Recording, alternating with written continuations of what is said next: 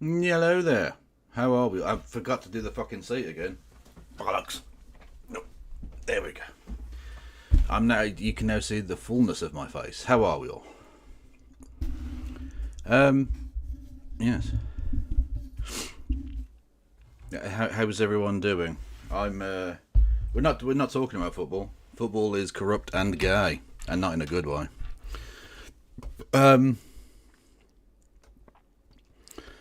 How's things? I'm guessing I didn't go to today's game, no. Because it's a cup game, so fuck that noise. I'm not paying extra. I've already paid for my fucking season ticket. I find it genuinely appalling. Why can't I just play for one ticket all in? Why has it got to be dickhead stuff? But yeah, anyway, don't matter. Wasn't over the line either, so you can fuck off. We were robbed. Like, not only are the Newcastle team worth a squillion gazillion pounds, but, like, you also have to give them an equaliser. And Leicester got robbed yesterday as well with the offside goal. Man United, the FA got what they wanted. They got their big teams through. So that's all that matters.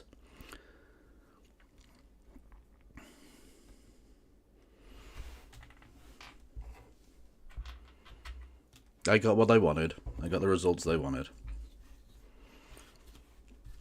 And fuck having replays, because what does history matter? Or feeding money down the fucking football pyramid? It's irrelevant, no. As long as they get to have their fucking pre-season and post-season tours to China, who cares about playing extra games or travel? It's a lot of bollocks. Absolute lie, all of it. Anyway, we're not talking about football. Football is bad.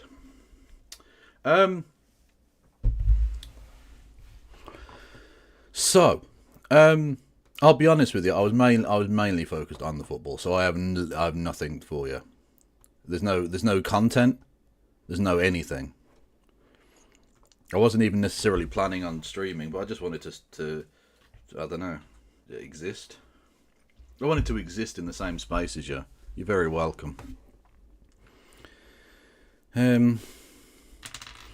What's this? The Bituation Room with... Oh, we can go with Francesca. Yeah, cool. Okay. There you go. That seems appropriate slot. Ooh. We'll do that then. We'll do that. If you wanted to give me money, and why the fuck would you? Why in any way would you want to do that? But you can. With bits and subs, and you can subscribe with Amazon Prime. You can gift subs to the community. You can do bits messages. You can you can do a stiff dick of poop. Although you may end up dying in a Ukrainian jail if you do. Just as a heads up on that one. Can we get some lols in chat? You can do super chats for the Streamlabs link below. I've got Patreon and PayPal you can help me out on. I've got Discord, YouTube, Blue Sky, TikTok, Instagram, and Threads. I have got if you're on YouTube, hello YouTube. You can do super chats. You can become a member. You can give memberships. All of that jazz. Those things are also available to you. 100 selling means... Kev, thoughts on the 100 sales and what it means for the county game? I'll be honest with you. Ladies and gentlemen, we got him. Victory is ours. Welcome in. Welcome to the Kevolution. Now, on a genuine point, right? 255, we are going to watch that video. Stop fucking linking it, but thank you. I know Baker's does, and you're probably asking about cricket in a kind of sarcastic way, thinking he's probably not going to talk about that. But actually, for me, cricket is the perfect microcosm. Ladies and gentlemen, we got him. Victory is ours. Where are new people coming from? Who is sending you? What's going on here? This is suspicious. Anyway, but welcome in. Welcome to the Kevolution. Cricket is a microcosm of the thing that the kind of underlying reason that I despise modernity. Now, I don't despise modernity in the sense that I think technology is bad. I'm literally streaming. That's like, it's what I do. Oh, you came over from No Justice? Well, hello there, H. Peck. You didn't raid in? I don't know what happened. Anyway, I'm fucking lost. Whatever. Right. So I don't hate modernity in the sense that I hate progress and technology and anything like that. That's not what I mean by that. I mean modernity as in the kind of culture of A, financialization of everything, and B, a kind of selling out of anything worthwhile that used to exist. I'm not a person who believes in tradition for tradition's sake. I'm not a fucking idiot, right? But I think there are things that were good about previous societies that are worth keeping, or are at least interesting as options to explore. And so much of modern commercial existence erases all of that. And whilst cricket is not the most serious thing in the world, right? It's not the most serious manifestation of any of this. It's very much still part of the bread and circuses and all of that. But I think it's a symptom of it, right? For me, Test match cricket, which is the 5-day version, right, for Americans. I know it's a strange concept, but it's there, and it's partly because of its strangeness that I love it. That it's so out of keeping with the everything has to be done quick now, short term, no impulse control. Everything has to be flashy and big and awesome and fucking brilliant. Whereas actually, I think it's really nice to just have a game where you can watch for 5 days and entire hours can go by and nothing happens. Maybe like 6 runs get scored, all in singles, no wickets happen, it's a dead piece of play. But you allow that to wash over you. You allow yourself to exist in that space. It's a change of pace. It's something different. It's not just, McDonald's, buy McDonald's now! It's not that. It's its own weird, beautiful sporting poetry. It's a fucking silly, absurd nonsense, and yet it exists, and that's beautiful. And I love that. I love the county game, which is obviously a 4-day version, but it's essentially the localized version of that, right? It's a feeder system for the test match game, and again, it's a similar thing where most of the time they're not even playing for a result. They're not even trying to get a result, which again is so beautiful. Everything has to be final. You see this in like ice hockey. They can't just allow you to play overtime or whatever, and they certainly couldn't allow ever a tie, so you have to have a fucking shootout. It has to be done now. No, it doesn't. Let it exist. Let it be itself. And so when you ask about the 100, or its predecessor, the T20, which seems obsolete now because you've got this 100 bullshit, it's just the attempt to obliterate anything fun or interesting or different, anything long form, anything vaguely that doesn't just keep your focus solely. It's the TikTokification of existence. Everything has to be quick and now, and you can't ever be allowed to look away. Everything, all the time. Exciting. Don't let them not pay attention. And that is, I find that too much. It annoys me, it upsets me. It disgusts me that that's all that can exist and all that can be allowed to exist, because that's how you make money. It's that commercialisation of everything that drives me fucking mad. So yeah, the 100, which is like I don't even know how to describe it. Like for Americans, it's like, imagine they took a game of baseball and played it over 2 innings. Like it's just shit. It's just shit. It doesn't have any flow to it whatsoever. It's just boring. Like quick. Everything has to be. You know, it's rubbish. It's rubbish. Anyway. So yeah, I fucking hate it. And I want it to die and go away. I don't even care. Like, I'd literally rather all cricket disappear than it just become everything about 20 over and 100 ball and then 50 ball a piece, and then maybe they'll just do 10 ball a piece. Maybe with 1 over versus 1 over. Like, it's just fucking abysmal.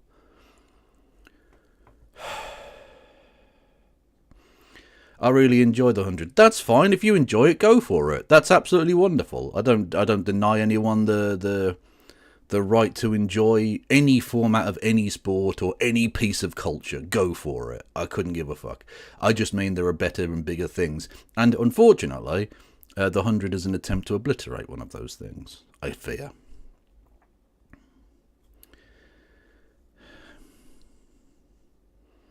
Thank you, Dingus. It did work. Thank you, Phantom of Black, for resubscribing. Thank you, Lord Fritus, for gifting a sub to John the Brazen. And thank you, Big Zebra, for resubscribing with Prime 17 months. Much love. Much love.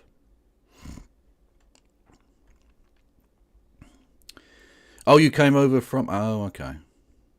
Wanted to hear your thoughts on cricket, as I know he's a Bearsman. I am a Warwickshire boy. Albeit that technically I was born after it stopped being Warwickshire here. Technically we've always been the West Midlands, but that's just the way it goes. Let's not go into the mid-1970s realignment of the classic old county system. Who cares? Did you know that cricket was one of the few sports broadcast on TV before World War II? The Ashes was first broadcast by the BBC in 1938. Well, there you go. I did not know that. Kev, your Basil D'Oliveira video helped me understand cricket a bit better. Thank you for educating me on the game of cricket. Well, I'm glad.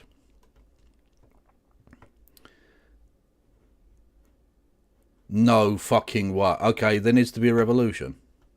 Okay? There needs to be a revolution. This cannot stand. This cannot be allowed to continue. This madness needs to stop. £1, Freddo. £1. A pound. A solitary pound sterling for a fucking Freddo. Yeah, I'm calling for it now. There needs to be a revolution. That needs to happen.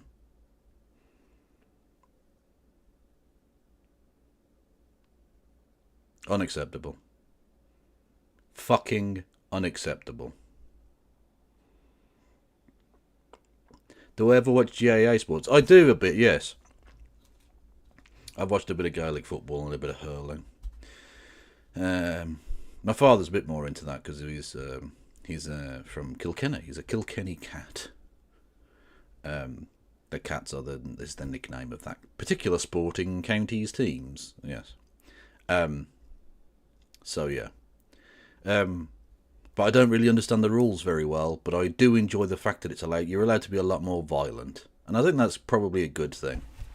I think we need to keep violence in sports fields and not elsewhere. I'll be honest with you, HPEC, 30 pence Freddos were too much. 30 pence Freddos had me on edge. I was annoyed at that. Very annoyed. £1, honestly, like I say, we need to take to the streets immediately. This is fucking unacceptable.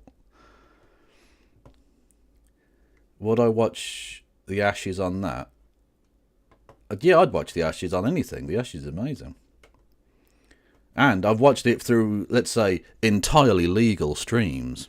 With worse resolution than I'm sure this is... than this thing had.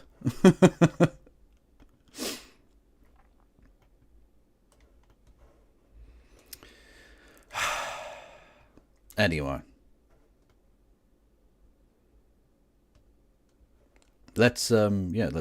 anyway, I wasn't planning on doing a whole fucking side bit about how cricket and the commercialisation of existence was destroying my quality of life, but there you go. I hadn't planned on it, but it happened.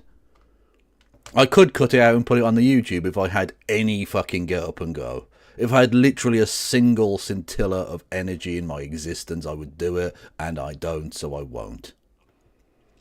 Fucking end me in Minecraft. Yes, so. I mean, I should probably do the clickbaity thing myself and put, oh, we're watching a thing about Anna Kasparian in the title, because people will watch that. Whereas my oblique reference to the club anthem of Birmingham City Football Club in the title is not going to get anyone to click on it. But you know what? I haven't done that. Because that would be appropriate. Because we actually are going to watch a thing about Anna Kasparian. And I only do clickbait when it's totally inappropriate. So, yeah.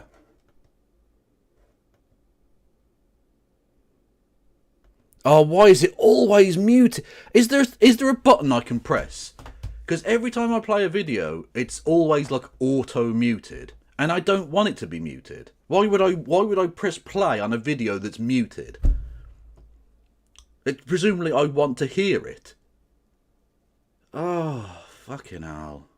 I decided to make some content, and one of my viewers reminded me that Cenk Uygur on my show when we debated said that I was crazy for saying that, there would be camps created to house undocumented people. And oh, hang on. Oh, that's nice. Not what she's saying or whatever. That happened and it didn't kill me. That didn't. Oh. I mean, I mean, it's both an L and a W. It's an L in that I still forgot for like the third day running or something to take it down. But I also didn't lose my shit there. It didn't scare me that much at all. Actually, it didn't scare me at all. I was fine. Maybe have I become immune to the Gold Bridge jump scare situation? Maybe I have. It's like anything. You get used to anything, don't you? I think. I'm just used to Goldbridge shouting over my shoulder now. Doesn't even bother me. Like water off a duck's back, bitch. Thank you, Sug on my dick. Nice. Boo. Hope that scares some joy into you. Well, thank you. Your name certainly did suck on my dick. Very much so. Much love.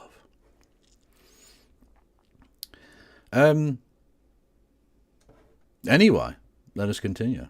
The Guantanamo news is announced. So you watch. Next time it happens, it'll scare the shit out of me, I'm sure. But like, for once, we'll see. Nice. You want to have a beer with people who want to put people in mass deportation camps. They want to deport. You think we're going to get put in camps? You sound all right.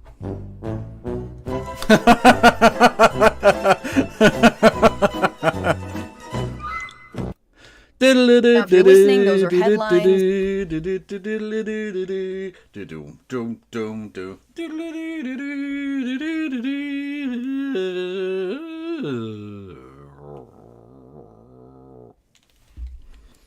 About said Guantanamo pivot.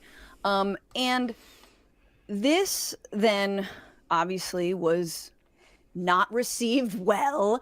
But of course, look, we do things on the internet. I'm sure there are people, Emma, who are mad at you and are like, see, because you felt confident that Kamala Harris would win. Mm-hmm. We make predictions, we say things, and because this is what we do, I don't say things. Proven it wrong, and we need to be able to take that kind of criticism. And in my opinion, especially about something so consequential like the treatment of 30,000 people who have literally done nothing wrong other than live in this country without papers. So that's why I made that. Yeah. Right. Well, I mean, you're trying to make a living on the internet and we have to use social media and I don't. And once again, I am a multimillionaire. So I just want to, name that. Forgot. Richies. And that obviously didn't sit well. Cenk actually kind of took it on the chin. He just said it was out of context. It was not out of context. Everyone can go back and look. He said that I was talking about Chinese Americans. I actually never mentioned Chinese Americans until after. I didn't even say Americans. I just mentioned Chinese people because undocumented Chinese people are a target of this administration. The point is. Can I say, is she still on TYT? Is Fran still on TYT? Because, she's not going to be for much longer, is she? Because this is antagonistic, and Cenk isn't going to stand for this. How dare someone have a different opinion than him? Well, unless it's Charlie Kirk, in which case he'll go for a beer with him, obviously. is this. I want to separate from here on off. Let's detach the jank cart. Let's just bye-bye. And let's talk about Anna. Anna Kasparian, again, a co-host at TYT, got very mad and said that I am attacking jank and sort of, stood up for... No, not Emma. Francesca Fiorentini, the woman on the left, who was up until recently with them. I don't know if she still is, though, which is what I was inquiring about. I know Emma left fucking years ago, yeah. She's been with Sam Cedar she's been working with Sam Cedar for a very long time. The we over there last week. Francesca Fiorentini is currently attacking you about this as if Donald Trump is unique. He's novel compared to past presidents, certainly a special kind of evil that we've never seen before. In her mind, these are the gulags that she was warning about. But also never said gulags. Wow. Amazing. Amazing. The polymarket populists are really, I mean, they are outdoing themselves.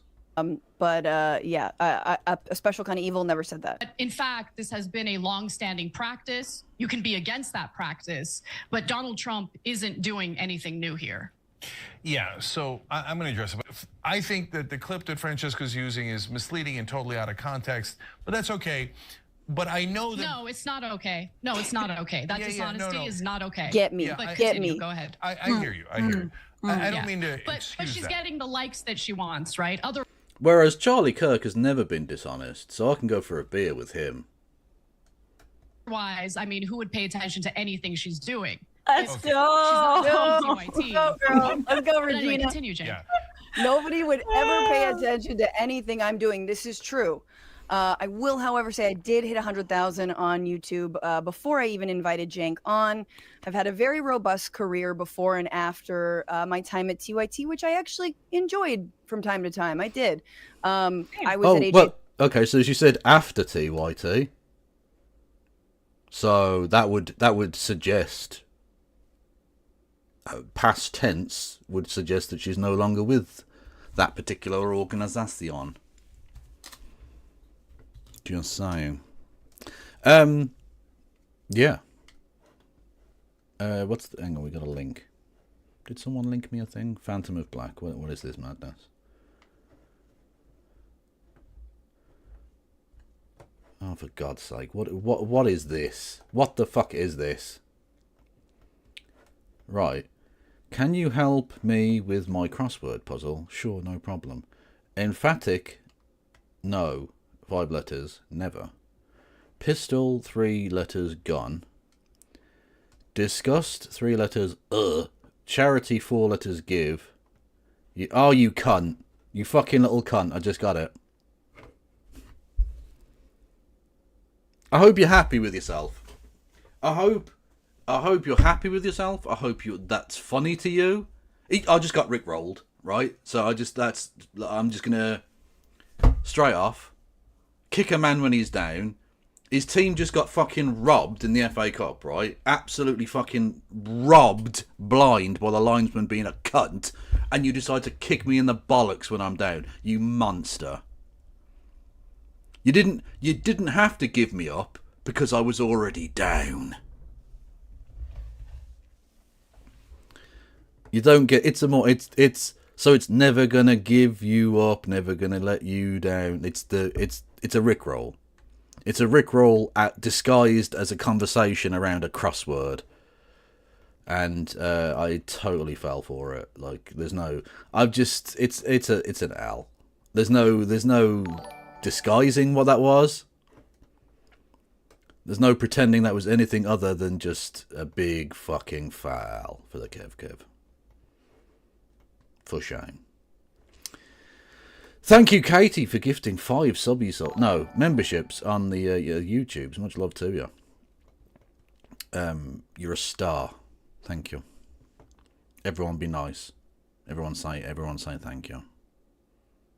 I don't know what you'd say thank you. She hasn't gifted you anything. But you can if you wanted to. I don't know. Whatevs. Plus, I worked at MSNBC, had a special there. I worked for National Geographic Channel. I did things for Coachella live stream. Don't kill me. It was a whole thing. It was fun. And now I'm working also with Zateo. So, you know, this is fun though, Emma. And so now I wasn't going to say nothing. Can we pause there for just a sec, really briefly, Sure. so I can just address what she said? So so first of all, I appreciate your being very fair. Getting an election prediction wrong to me is different than like protecting marginalized people from an incoming president who has basically a far right agenda. I would say that's a little bit different. But yeah, I was wrong and people clowned on me. I take it on the chin. We're Yes, in you do. political discourse and debate space, and as long as it's not, I would say, bad faith. I mean, you get that from the right, but if I get it from the left, you got to take it on the chin. It's what I've signed up for, and I only really responded to Anna because I saw that video, and you're my. Kieran, what goal are you referring to? What Liverpool goal? I mean, are we going back to like 2007 era Champions League phantom goals? Is that the one you're referring to? I don't know.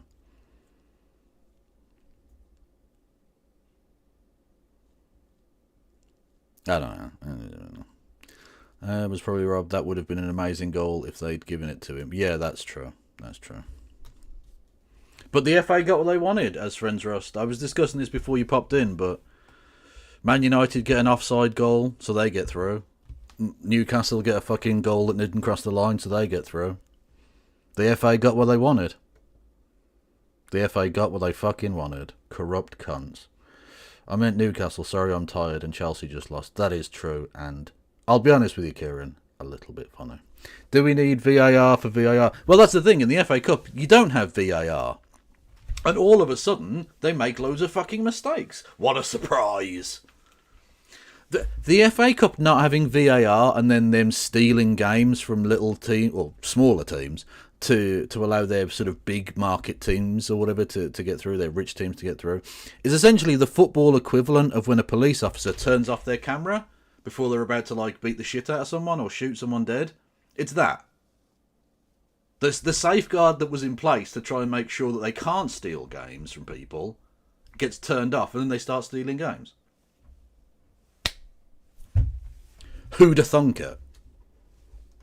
My friend, she used to be my friend, and if she had been putting out continuously like content that I think is making the world better, I would defend her if the roles were reversed, and you were saying that about her, but that time has passed. And when she said no one would pay attention to you if you weren't talking TYT, that got me really angry because a lot of us are really, like, I consider myself extremely lucky that I lucked into an internship with TYT, and I was able to work up at the company again for little pay, as I've talked about, and I know you've experienced, a lot of other people have as well. I was able to live at home during that period and save up and, you know, live at my mom's house, who she's now bringing into this debate for no reason. I don't want to do this anymore. Because of Yes. conversation. Fuck you, Goldbridge. I'm immune to your powers. You can't fucking scare me anymore. I don't live in the shadows waiting for your voice to fucking kill me. I'm beat you, Goldbridge, you can't. I don't know why I turned into a cockney there at the end, but you get the idea. Thank you, James Holmes. Missed the last stream. Have you changed the sound? I have not changed the sound. I've not changed the sound on YouTube, but I've changed the sound in here and in here. It's a sound of joy. The fuck am I talking about? A lot of bollocks. Conversations that we've had, but I just feel like the you are so talented, and Michael Brooks passed away, and there was a spot open, horrifically, a spot open for me at the Majority Report. I was lucky. Sure. I could be in a different industry if that didn't happen. You have had sometimes bad luck, like with AJ Plus and stuff. I mean, it's No, just... I really didn't actually. I just am allergic to money, Emma. Just don't worry about it. I left I'm AJ just trying Plus. to say AJ Plus is you're so offered deserving, me. and it's AJ just, Plus offered me in 2018 when they were moving to DC a very handsome salary that I turned down because I had been there for, at that point, 4 years, and I wanted to move on, and I wanted to move to LA. So that's what happened to me. And I'd moved to LA not for TYT. I moved to LA to actually like pitch more shows, do more comedy, meet more people, get managers and agents and whatnot. And I did. So that is, I've had a lot of luck, and I've also turned a lot of shit down. So I just want to name that. But I really, here's what I have not had any luck whatsoever, and I have turned very little down. Just saying. I suppose technically I have turned down a couple of sponsorships from the usuals. I don't need to mention them, but you know what I'm talking about. The sponsorships that literally everyone gets. The most like basic bitch streamer sponsorships. Any company that immediately popped into your head. Yeah, that one. And some others. I love And about just for future reference, to anyone out there, no, I don't want to fucking publicise or advertise your shitty fucking mobile games. I don't. I just don't. There it is. Yeah, straight away. Straight away. Boom. Everyone in chat. Here's what I love about this. I have tried for so many months, Emma, to not put these people's names in my mouth, to not talk about them, to hold my tongue, to refrain from talking about it. And as someone who also watches the Majority Report, I actually know you and Sam have taken also great lengths, but that the broader left audiences on platforms like YouTube and elsewhere are distraught. They are upset. They see the coverage of crime and homelessness and blaming fires on, you know, some unhoused guy that totally turned out to be false. And the Aurora, Colorado, you know, yeah, gang. the Mexican gang thing was fucked up. Well, not Mexican, whatever part of the world these people were supposed to be from. Yeah. Right, well, I am sponsored by Raytheon, but that's mainly because I enjoy imperialism, because I am a synthetic leftoid, in case you didn't know. Is there anything you would ad read for? Yeah, I think I've said this before, but I do actually use hang on a second. Why is that doing that? I don't know. Anyway, sorry, where was I? Is there anything I would add? So yes, Audible, which is another one of the sort of basic bitch ones, but I haven't been offered it. But whatever, because I do actually use that service. Like when I'm driving, I don't really listen to the radio. Well, actually, sometimes I listen to Radio 4, but that's because I'm fucking weird. But I don't listen to like music. I listen to audiobooks. So if they offered me one, I probably would take that. I think actually, but they haven't.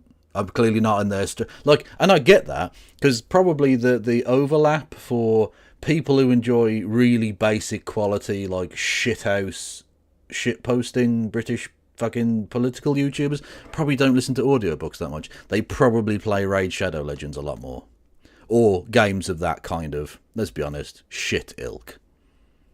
You know, is what I'm thinking. They probably, my demographics probably don't meet theirs very well, is what I would have thought. Because my people have already read all of the theory. Literally, if you're in my audience, you've read all the theory you would ever need to read. And so why would you ever need to use their services? You wouldn't. Takeover and the DEI when talking about the FAA and the crash recently, on and on and on to the cozying up to Trump, and they are upset and they are livid. And so what I decided to do was to talk to Cenk, and to be full disclosure, Anna also agreed to talk to me. However, she had a family emergency, and I said, dude, you take care of that. Do not come on my show. I wish you the best. Good luck with that.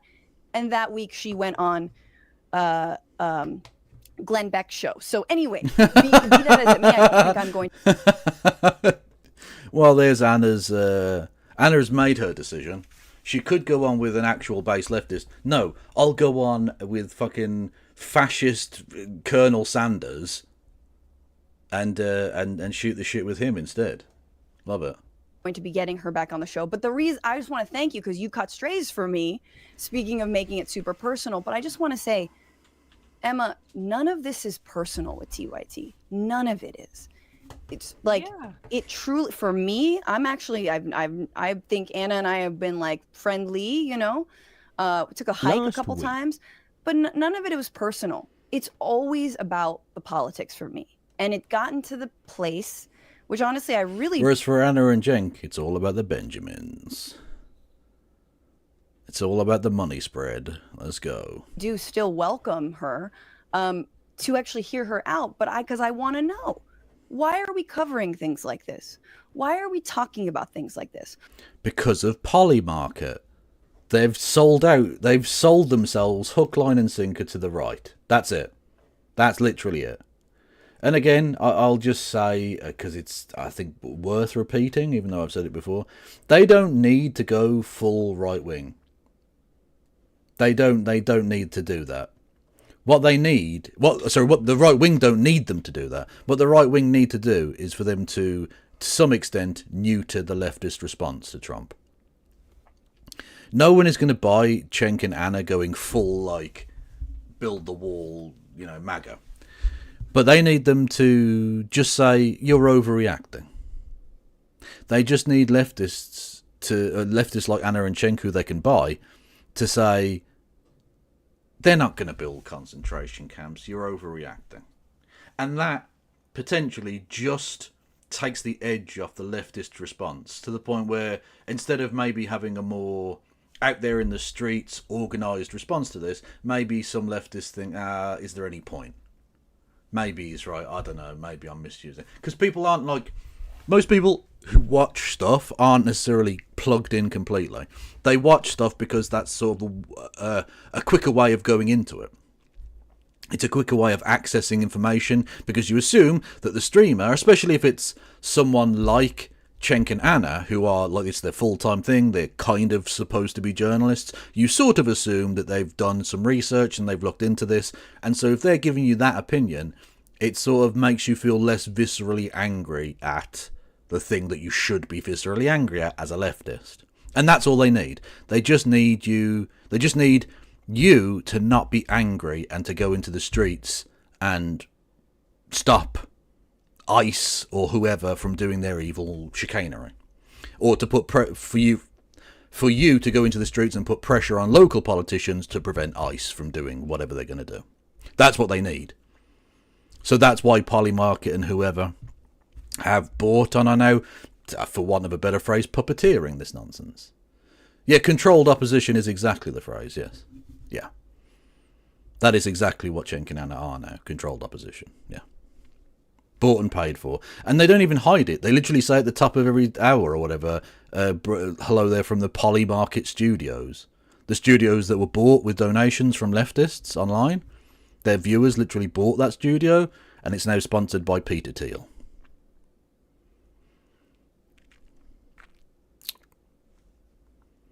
Yeah.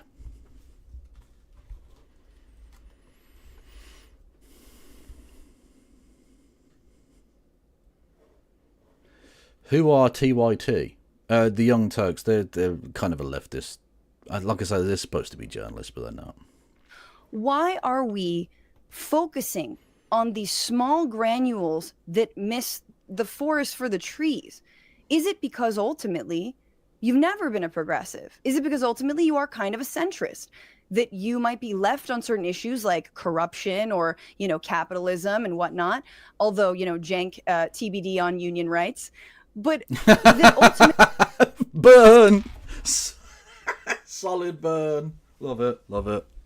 When it comes to things like unhoused people, crime, you believe the right-wing narrative. When it comes to undocumented people, you believe that you should plaster the face of an undocumented mentally ill man who was falsely accused of starting a fire, the Kenneth Fire, which was not the Palisades Fire or the Eaton Fire, in the middle of this wildfire. You believe in plastering that person's face on your Chiron, and when he has not been charged, and blame homeless people like crazy ass Mel Gibson.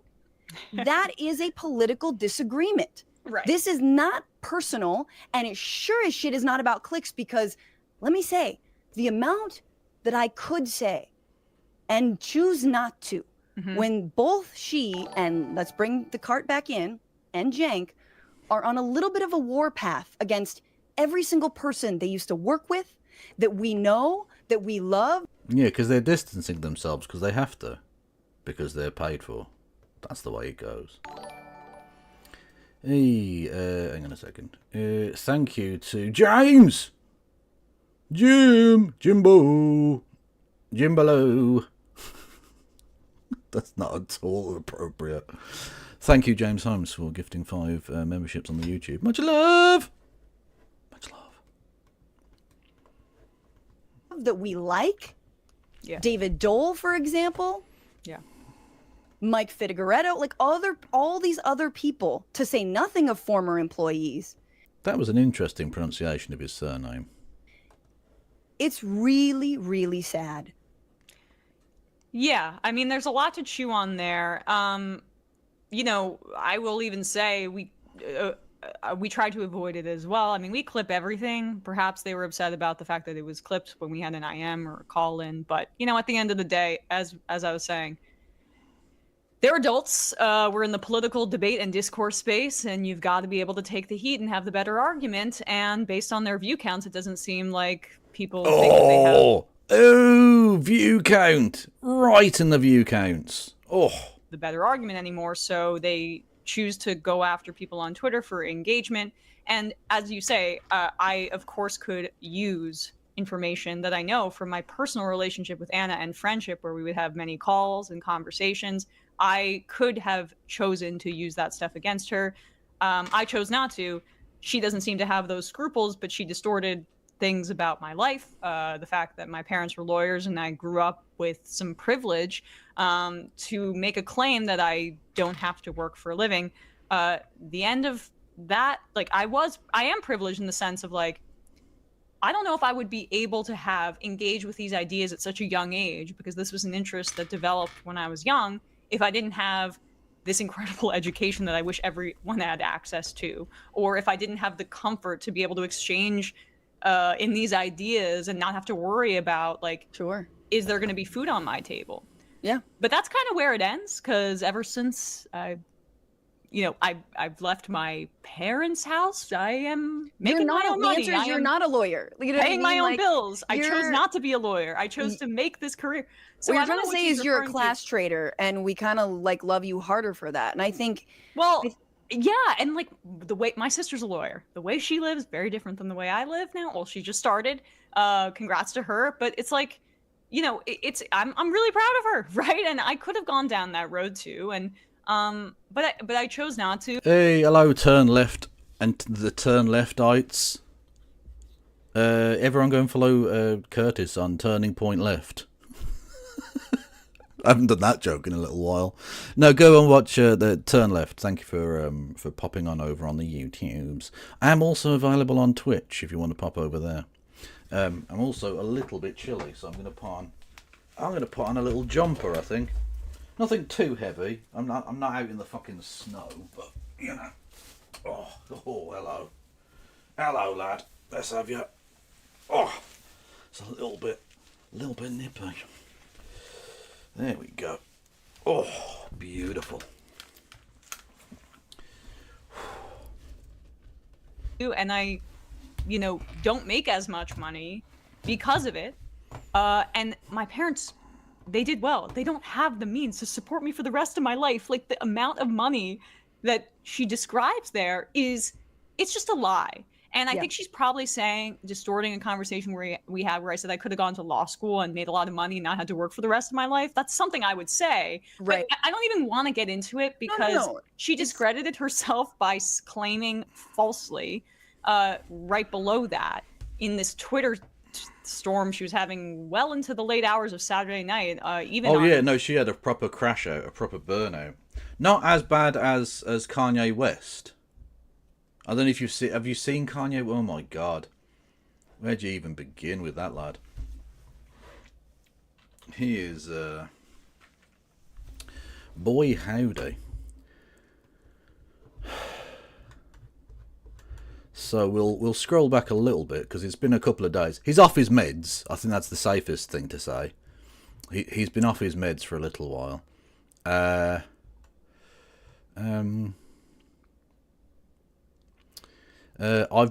have dominion over my wife. This ain't no woke ass feminist shit. She with a billionaire. Why would she listen to any of you dumbass broke bitches, etc. How an N-word pay for everything and let a bitch run him, etc., etc. What else have we got? So, I'm racist. Stereotypes exist for a reason, and they all be true. I ain't assimilating to the simulation. I don't want to go to fancy restaurants. Ramen noodles and Doritos was made for a reason. Okay, that's actually just fine.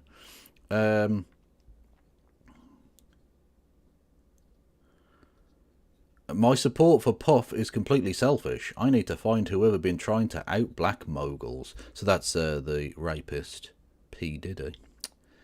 You N-words slow. I hate the term Trump supporter. I never heard the term Biden supporter. You are genuinely brain dead. You are actually like you are brain dead. Hang on, we need to go further back, don't we? Because there's some very, very spicy ones. Where are we? No, it's not that far back. Unless he's deleted them, has he? Maybe he has, because there were tweets saying, I'm a Nazi. Now what? Or something, wasn't it? Yeah, I think he might have deleted the Nazi ones. Maybe he was literally forced to, I don't know.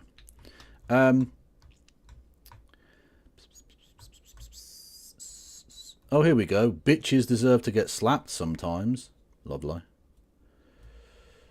Real rape is different than some attractive, incompetent bitch wearing that tight-ass pants to work and keeping receipts to extort their boss someday.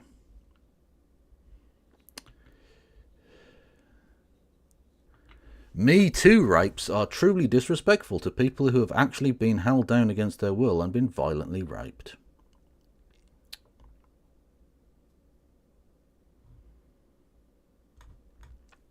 Well, lovely man. Some bitches only like N-words who put them in their place. Men are the real abuse victims.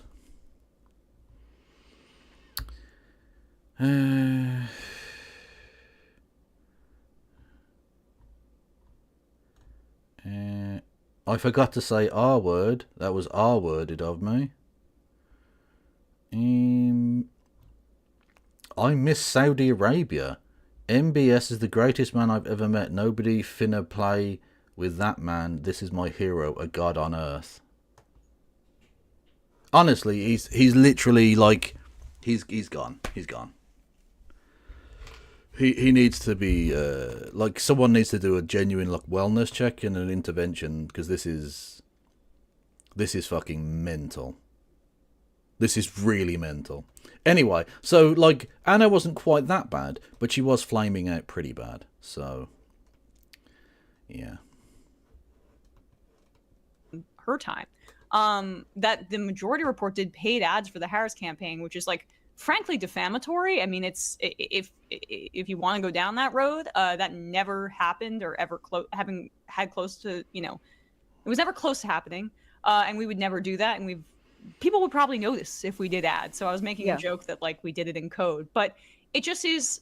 It's bizarre to use, and I knew it was a matter of time because of how desperate and unhappy she seems, that she was going to use our private conversations for her own ends. Desperate and unhappy. Oh, I mean, it's true, but like, no. But again, I hate making it about myself. I don't talk about my family life. I try not to. I don't mention my fiance's name publicly. I try not to say my friends' names publicly. Matt Lee. I take my privacy extremely seriously, and she knew that, but she still chose to put me on blast anyway because it feeds into an existing right-wing meme about who I am. But I gotta stop talking about myself because it's really about them. Sorry, Francesca. No. I mean, you didn't need to do all that, but it's fine that you did because again, it was you were personally attacked by her. I'm not going to throw up the tweet, but to continue a little bit and to close, I think the other thing that's very revelatory for me and has been very upsetting, and the reason why I asked her to come. People are turning his subreddit into a Holocaust memorial center. Oh, that's nice. Well, that's something at least. Yeah. Fun fact, Raid Shadow Legend is made by an Israeli developer. Okay, well, I didn't know that, but I wasn't going to take their money either way. Come on the show is because Cenk came on the show, and even though he had been making the rounds on right-wing outlets, Patrick Bet David, and going, on to the TPUSA conference and wanting to have a beer with Charlie Kirk, he did come on my show. He did go on Mark Lamont Hill shows. He went on Brian Tyler Cohen's show. He actually faced some supposed, some leftists, some progressives. And instead, we have smatterings of where Anna's been over the last 6 months to a year to longer than that. She's been making the rounds on right-wing news with, obviously, these are obviously thumbnails. So I'm not saying this is exactly what she said, but she does. Right, but she literally did do that. I watched, I think, most of these. Yeah, like she literally, yeah. She is doing her why I left the left bit. Make the argument that the left is the biggest problem and that they are the ones who've made her leave the left. What I got wrong with Glenn Beck, how the left is alienating its own people with Chris Williamson, who's sort of, again, standard YouTube, mass account. Why I left the left with some, what did that health influencer Jillian lady?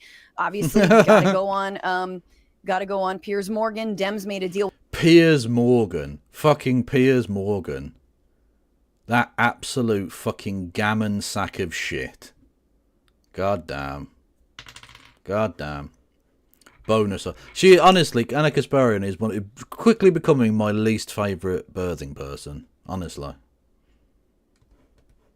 With the devil, Anna Kasparian slams her old party, Anna, on why she's calling out the lack of self-reflection by the Dem side of the left. With Megyn Kelly, I don't have a problem with calling out the lack of self-reflection from the left. I don't have a problem with talking about purity politics. I don't have a problem with talking even about some of the issues that, again, she thinks are, intractable, like, again, crime stats being up when they're actually not. Homelessness. It's like, well, what do we do? All these Dems are just getting their hands in the pile of homelessness services. And that's why, I am for homelessness services, but these Democrats, that's why I'm voting for Rick Caruso. I'm telling you, it's okay to have these conversations, but where you are having them shows a lot about not just your ideology, but your willingness to sell your former colleagues down the river and the broader movement as a whole because they're using you. And are you cool with being used like that? Well, I think yes. It's obvious. I think that clearly, she's not on the left anymore, right? She's like unassociated or something, as like the she's dissociated, certainly. The announcement that she made. And so I don't understand why she has to keep pretending if she isn't doing what Dave Rubin, what other why I left the left people have done in the past, which is essentially elevating your profile and going on these right-wing shows while validating all of their talking points and saying that you're she's yassified Dave Rubin, representative of the left, when you're not. Piers Morgan does this all the time on his show where he says he's a liberal and then he says I'm basically a liberal. Right. It's a very, very lucrative way to operate in media. It's short. The shelf life is not great, and you may cash in. Like Dave Rubin has made millions, but his views don't do that well because he had to eventually admit he was a conservative and not the last liberal. So she's going down that path, it seems. They were like, ew, why are you still gay then? Yeah, like, yeah. But it is what's upsetting is like I wanted TYT to succeed, and I want to try to find a way to elevate all. Oh yeah, that was another thing with Kanye. One of the ones that seemingly he's deleted was he said I love Hitler. Right? No, didn't say that I like Kevin Logan love Hitler. He said I, as in he himself loves Hitler. Yes, he and obviously being that this is Twitter, it's just Nazis now. So a lot of them were like, "Keep my Führer's name out of your mouth, N-word," with a hard R, naturally. And And I thought that was sort of funny, actually. Because, like, what did he expect exactly? Do you think that Hitler liked black people? Do you think supporters of Hitler like black people? You absolute fucking prick. Kevin Logan has more than once fingered Hitler. I have fingered Hitler, yes. I've fingered every fascist, basically, at this point. And if we get on a hype train tonight, I will also finger another fascist. It's what I do. And I can do that now that we don't have polite company. I couldn't do that yesterday because Christo. Yeah. Just a fact. Hello there, winners and losers. Yes, winners and losers in the YouTube chat there is... I don't even know what your politics are, particularly. A leftist of some variety, whatever. Who does... I think we watched one of their documentaries. They've been chronicling the... I don't even know. The self-immolation of the self-respect of TYT or whatever. Including their union-wrecking activities and such. So go and check them out. These other leftist channels, they're doing such great work, because this isn't a competitive thing. For me, this is a collaborative thing, and Yes. I really do want... Yeah, exactly. That's the thing. Like, I've said this before, whether it's Christie or No Justice MTJ. Like, I collaborate with people because I want them to succeed. I don't see them as competition. They're friends that I want to do, like, you know, that I want them to do well. You know. My dad is asleep right now if you want to finger a pig. That is weird that you have just offered me your father's anus, 255. Also, we agreed it was dead people. Not sleepy people, dead people. I only finger corpses. Why don't Audible want to give me a partnership?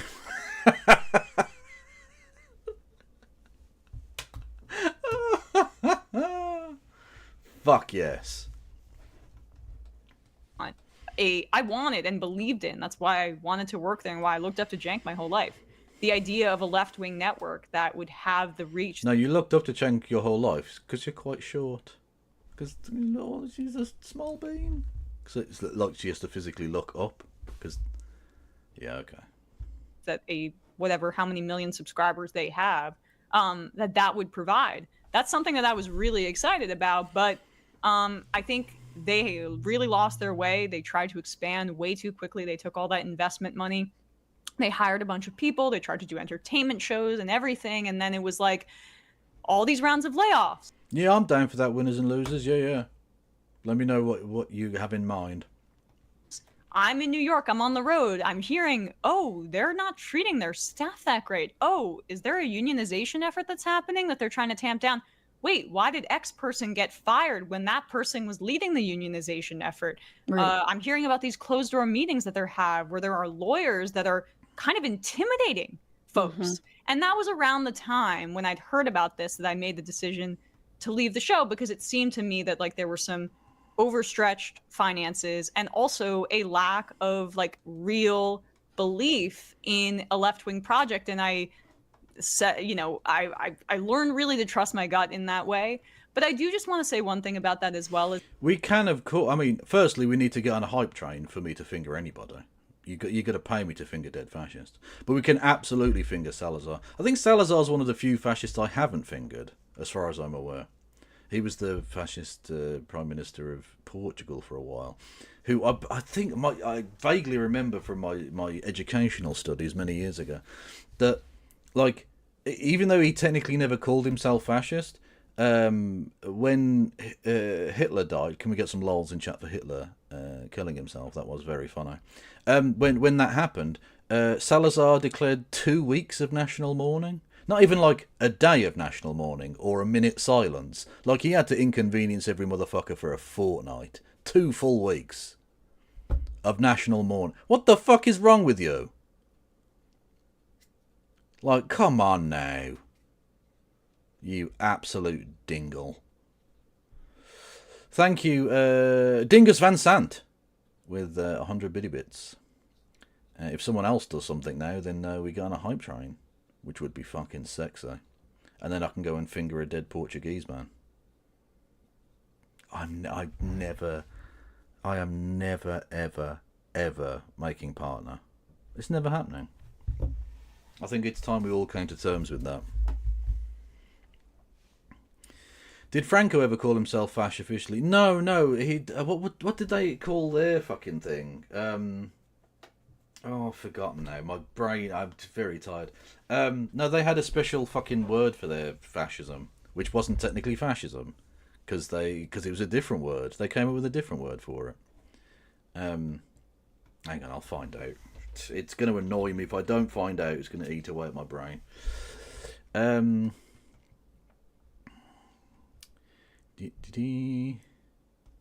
on, prick.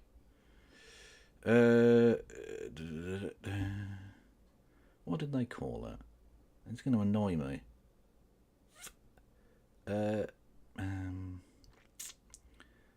Someone in chat will probably know, actually. That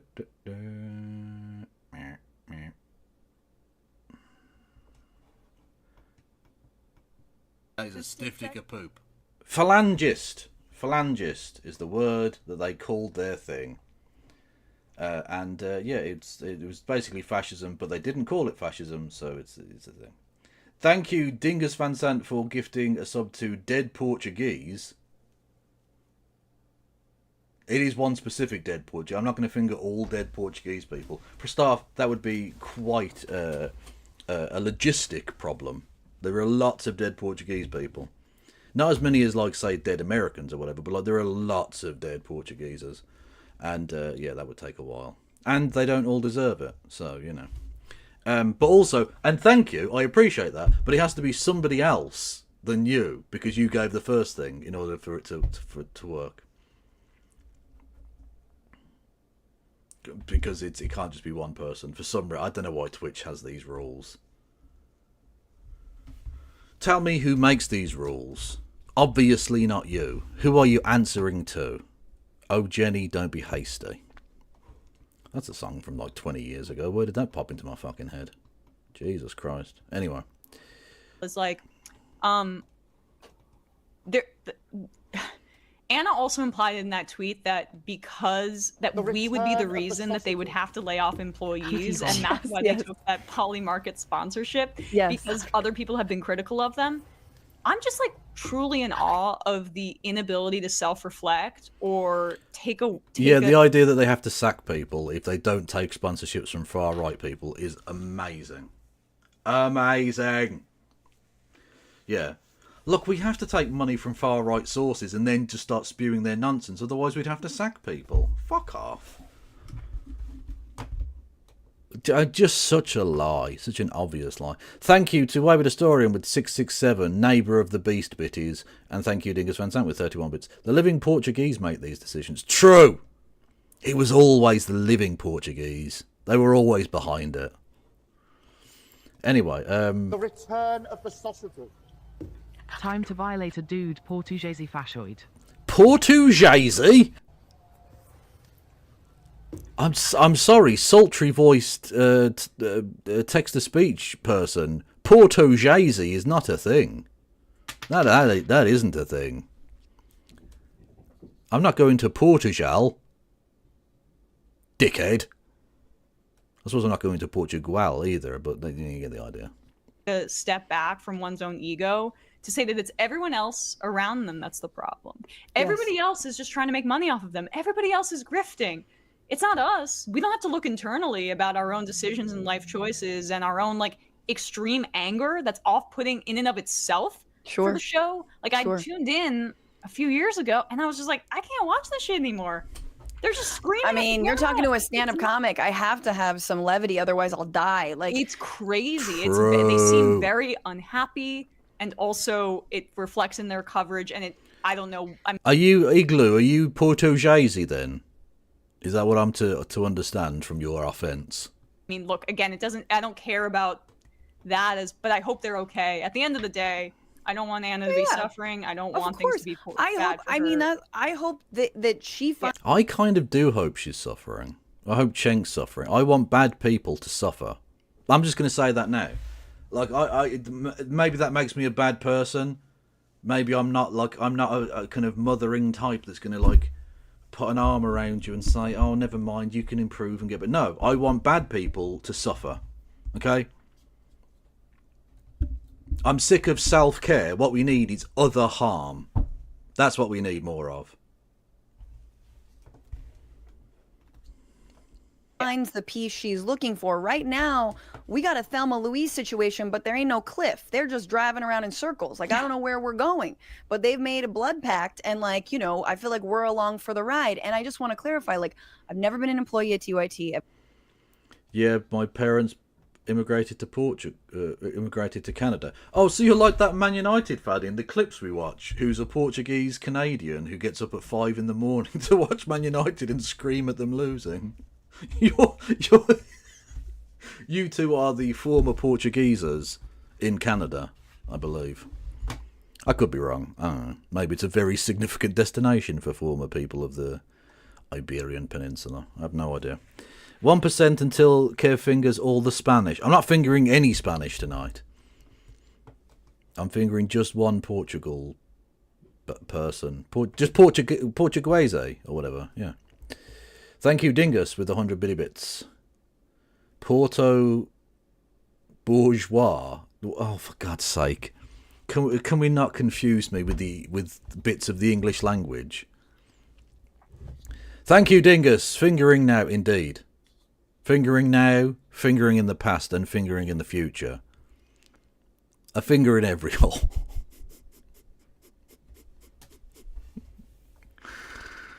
Oh, God.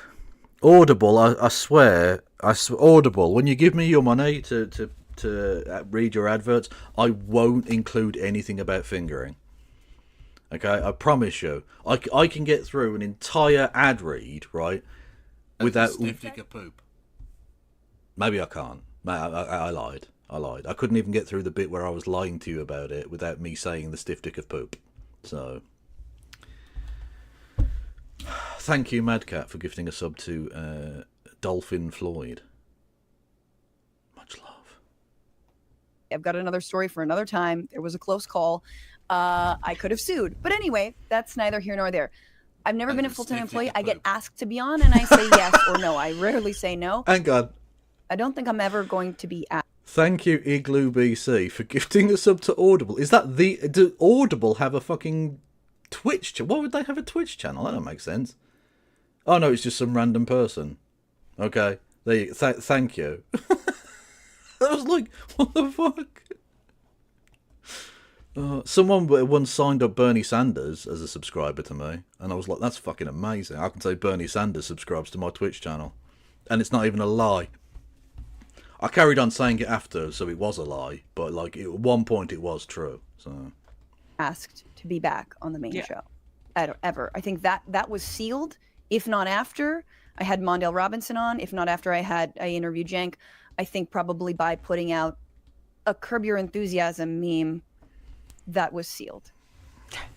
But I would love to go on and actually have a robust debate like I've often floated to We Jank. offered them too. I mean, Sam has offered multiple times, and he says he's a grifter, which is very funny because I have to beg Sam to buy new shirts today. Again, his shirt had a hole in the sleeve. It's like he wears the same 5. I'm sorry. He wears the same 5, and I can tell. I'm like, that's the one. That's the white one with the blue marker. Like, why don't you just buy another J. Crew factory shirt? I know they're like $40, dude. They're just not. Please. They're not. They're well, I mean, feel like they're like 25 at this point. Depends on what you're buying from. But you should get that Polymarket money, and then you can buy all of the shirts. Oh no, that's TYT. Sorry, my bad. Yeah, go to Marshall's. What are we doing? No, yeah, exactly. It is, and that's the other thing is like if we're doing it for clicks, it's for personally. It's because I don't got a salary. I buy my healthcare, and I have in the media business ever since 2016 when I started working with TYT. I took maternity leave, but not really because nobody was paying me, as I had to take time off to have a child and to raise a child. Never was on TYT salary. Never was offered any compensation for that time. I've given them a lot of my time, and again, I don't regret it. I've enjoyed it. But it is a stretch to ever say exactly. Yeah, calling him tight, that's anti-Semitic. That is. She just did a heckin' anti-Semitism. Correct. Never say they have to thank me, and I would never say that I would thank them. It's adults. It's work. That's what it is. We are adults. Talking of anti-Semitism and stuff, as we were, having mentioned Kanye and his anti-Semitic outbursts today and yesterday, the ADL decided to pipe up with, this is really bad and racist and bad. And everyone was like, oh, yeah, I mean, cool, but you did just defend a Nazi salute, so, like, have you got a leg to stand on, mate? Like, the only reason you're criticising Kanye for his anti-Semitism is because he doesn't support Israel. Or at least, in theory, doesn't support Israel. I don't know his exact position. Whereas Elon Musk has gone there and, like, given a hand shandy to Benjamin Netanyahu. So basically, he could come out and start punching a rabbi in the face and you wouldn't call it anti-Semitism. Because you're there just to support Israel, not Jewish people. Again, Zionism is a betrayal of Jewish people. Just in case anyone was wondering. We are not loyalists, and no one should be a loyalist to any place that they work for or anyone. And if they expect it's unprofessional to put your personal relationships over your integrity and your journalistic integrity and how you call these things. It was upsetting for me to have to sever that tie. I don't like to do it. I said, I've made this joke before.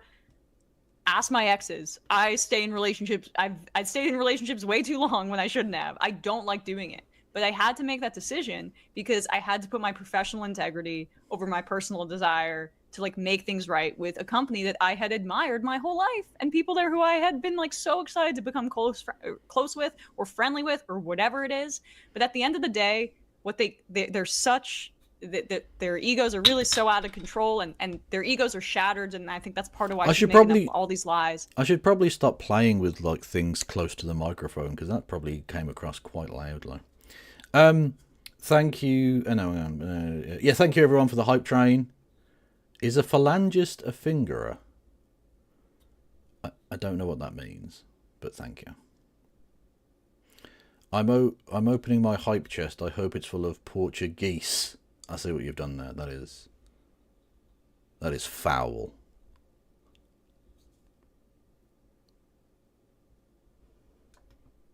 But at the end of the day, no one would care about what any of these leftist streamers had to say if people weren't tapping into what they're saying. No one's distorting what you're saying. Everybody just thinks it's BS, and that's why they're clicking and why they're not really watching your show anymore. Emma, let's leave it there. Thank you so much. And oh yeah, I fingered Franco before. Yeah, absolutely. And you know what? I think it's people were like, oh, I'm sorry, Anna attacked you. I'm like, dude, Emma actually worked there. Emma's, this is not the first time that Anna spiraled out attacking Emma. Like, so she's been there, done that. So, like, thank you for standing up for me. And that's why I wanted to talk about this, because it meant something to me, and I appreciate you. And everyone needs to be watching. Stick together. Look, I mean, I last thing I'll say on this, I have regret. I should have stood up for, like, Olayemi, who's also my friend back in the day, but I was still trying to give her the benefit of the doubt. And when I saw her say that no one would listen to you, I'm about to get mad. Francesca, you're brilliant and you're smart and you're funny. I know. And, like, I know. No, there are so few women. And I mean, Crystal is, like, there are some dynamite superstar women in this space that we all need to be banding together and standing together. Like, I work in an all-male office. A majority of our audience is male. We need to bring in women into the progressive movement. Not mine. So I'm like 75-25 female male. Oh damn! I need to get in. I don't even check. I don't even check what my. Should I check my breakdowns? I don't even look at my fucking demographics. I haven't looked. I genuinely haven't checked my demographics in fucking years. Analytics, I guess. Audience. Oh god. Oh god. I don't even age and gender. Here we go. Oh, that's brutal. That is bad. 88.3% dudes. Oh no. That's on YouTube. I don't even know what it is on Twitch. It's probably not vastly dissimilar, I imagine. Oh no. Ladies, how do I get more ladies, man? Fucking hell. God damn. Oh. It'd probably do less jokes about genitals and stuff, I imagine. Stop being gross. Stop being really fucking gross. Would probably help in that endeavour. I imagine.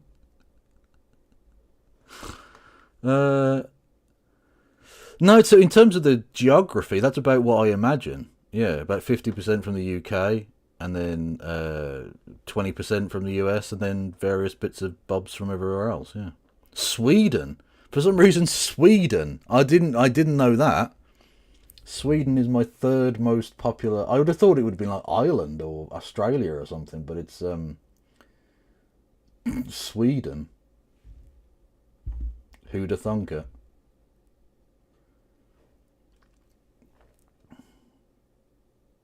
Perhaps lay off the fingering. Oh, that's true.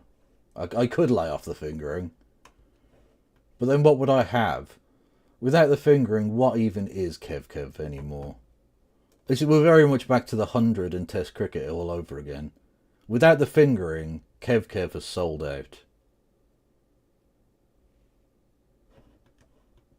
Like a good 10 non-binary, so not even tripping. No, exactly. That's exactly right. There are so few women in this space, and we do have to support one another. Emma Vigland, you're the best. She's the best. Literally the last 15 months of genocide, your coverage has been so critical, and I think a lot of people are finding out about you with Sam, but also separate from. I think if the TYT meltdown is another lesson, it's never speak in wheeze, because it gets weird. Yeah. Don't do that. Right. Anyway, what's going on, Fran Tifa? If you haven't already. Okay, Fran Tifa's pretty good. Fran Tifa is pretty good. I mean, I like Kevolution. Kevolution works nicely too. But Fran Tifa is dope. Everyone go and follow Fran Frio. Anyway. I'll pop a link in both of the chatterinos, because they're good people. If I can get the fucking right click to work for paste, you fucking piece of shit. I technology. We don't finger women off very often. That's true. Maybe that's what it is. Maybe the women feel left out because I'm not fingering enough female fascists. Frandom would also work, yeah. Yeah, who are some female fascists that I can finger? That's a bit of alliteration. You're very welcome. Yeah. Suggestions at the ready.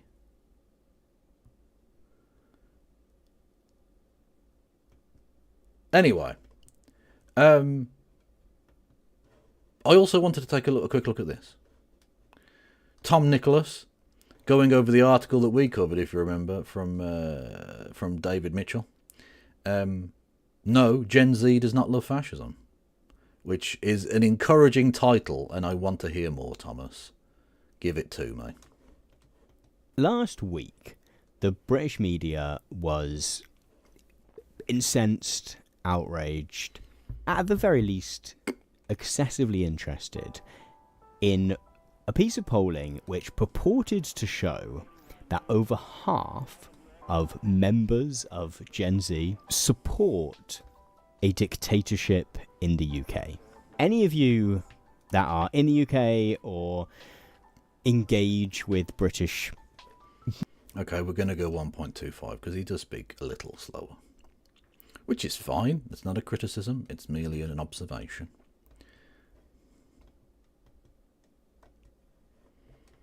News media in some way will have seen this. For those of you that are watching from elsewhere in the world, it is kind of hard to get across quite how blanket this was as a topic. There were news articles in quite a lot of papers. This is one that I picked out that was in The Independent. But there were similar pieces pretty much across the political spectrum and in all kinds of publications, broadsheets to tabloids. It also launched 1,000 think pieces, as these things tend to do. So hang on, so you're 62% women. Is it just that women prefer what... Oh, fuck, what have I done? Oh no, I didn't mean to do that. Oh no, I just clicked on a link. Okay. Is it just that women prefer watching women?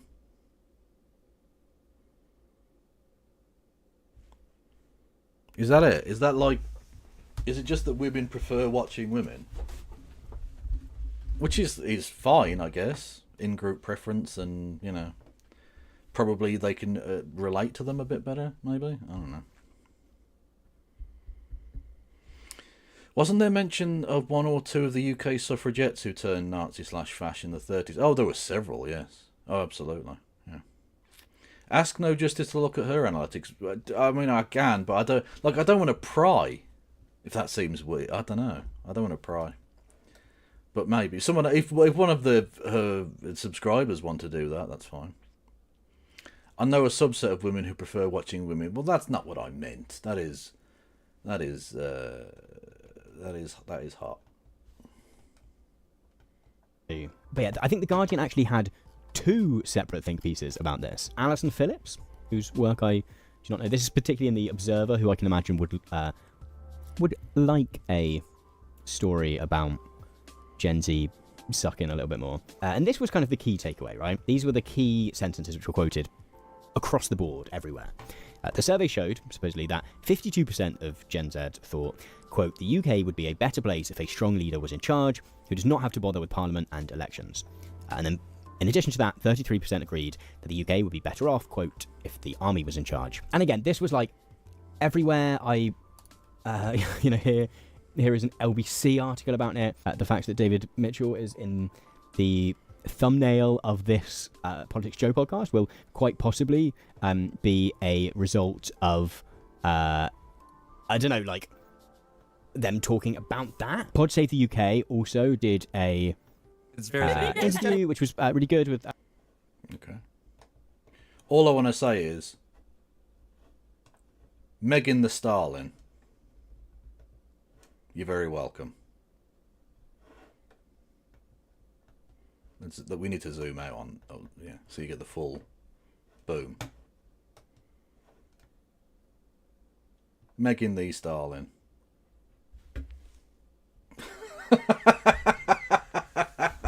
Fucking beautiful, man. God, I love that. God, I love that.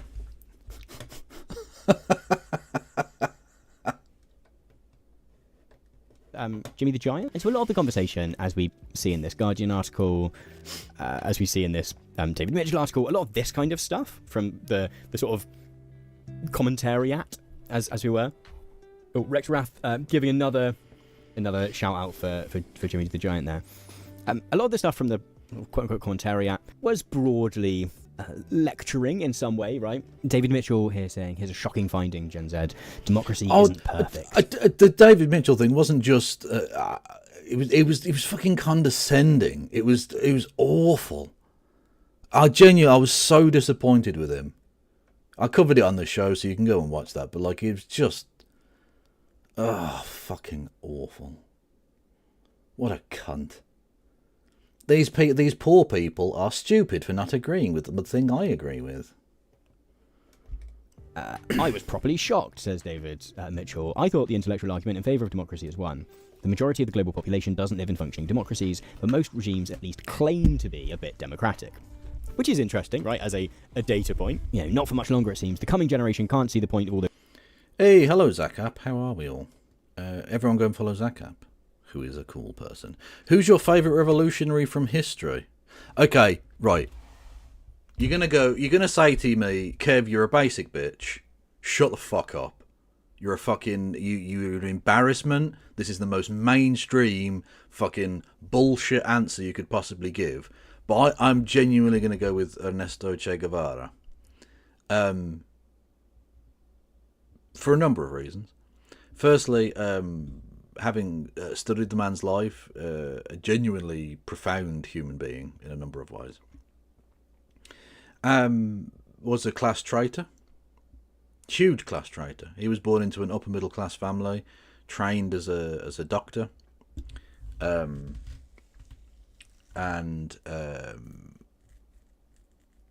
to see his progression, to see him not allow that bourgeois existence to affect him. So, like, famously, he went on a motorcycle journey.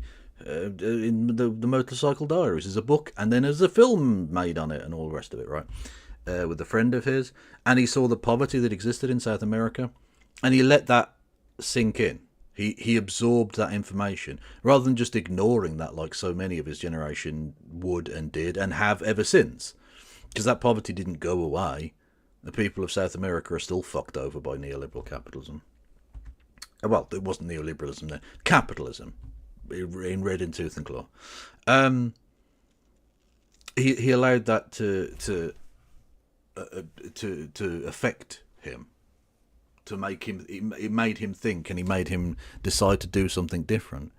And then went and fought for a place that he didn't come from. Like, he wasn't a Cuban man, but yet went and potentially laid down his life to fight for Cuba, and then wherever the fuck it was in Africa, Tanzania possibly, and then Bolivia, none of which he was from. Like, that wasn't a thing he had to do. He chose to do that, and that's kind of a beautiful notion for me. Now, the fact that he's become so commercialized and stuff does suck, and I'm sure he would be disgusted by it. But in some respects, even though that does suck, it does at least, I think, possibly give people an in to revolutionary politics that wouldn't previously have existed. If that makes sense. Like, it's in a similar way to, like I remember people going on about Avril Lavigne. Very strange comparison I'm about to make, but stick with me. Avril Lavigne, fake, like, pop star pretending to be a punk rock chick, all that sort of shit. And as bad as that is, and it is fake and corporate and wank, what it does is it gives people a softer in to the genre that person is aping, that person is taking the piss out of, basically, or ripping off. And so it's not a good thing that thing exists in a general sense, in a kind of moral sense, but practically speaking, it leads to some potentially good outcomes. So yeah, this fucking wankers who go to, like, awards ceremonies in fucking Hollywood wearing a Che Guevara t-shirt or whatever, like, you think you people are fucking scum. Honestly, I despise you. But it gets people to go, well, who's that guy? I've never seen that. What's that thing? I've seen that image before. What does that mean? And then they look it up. And if only 1% of the people who then look it up think, well, he sounds like a cool person, and get into it that way, then something's like, I think that's probably worthwhile, you know? Anyway, so yeah, I've got the most basic bitch answer that's ever existed in the history of mankind, because it's the one that everyone already knows. I could have gone with someone cool and slightly obscure, like, I don't know, Durruti or something, but no, why bother? Why bother? I could have gone Zapata, you know? Like, not that he's obscure, but, like, he's less well known, right? What is this? Let's have a look at this. The story behind the famous photo. Oh, yeah. I know, I already know that. Yeah. I did indeed. Thank you. Man carrying thing about Kanye West. Oh, hang on. Let's have a look. This is not remotely related to Che Guevara. But there we go. I was annoyed when I found out his name wasn't Che. Che Guevara's good looks and charm often made him difficult to interrogate. It's a very silly one, but it is a funny one. Che Guevara's good looks and charm often made him difficult to interrogate. How can you justify these untruths? How can you justify your deep blue eyes? Oh, well, no one's ever really commented on my eyes, so anyway, let's get back to you lying on me. To me, fuck. News reporters were also distracted. Kevin, how are the protests in Cuba? Guevara worked up a sweat with a passionate speech. The sweat trickled down his chest, leaving him oiled like a baby otter. Right, but the protest itself. Sorry. Leaving him oiled like a baby otter. ran smoothly, as smooth as his pec. Cameron, apologies. The protest was tightly organized, like a sweaty butt. We're gonna go to the weather now. Able to get by with just his hotness, Guevara put less effort into his politics. What is your economic policy? My policy? Yes. Well, it's simple, baby. My policy is, you cannot put money in the sea. Okay, baby. What? Ask me about my biceps. Eventually, his boss, Fidel. What I really love about that particular piece of footage is that this is, you know where this is filmed? It's in Ireland, of all places. Yeah.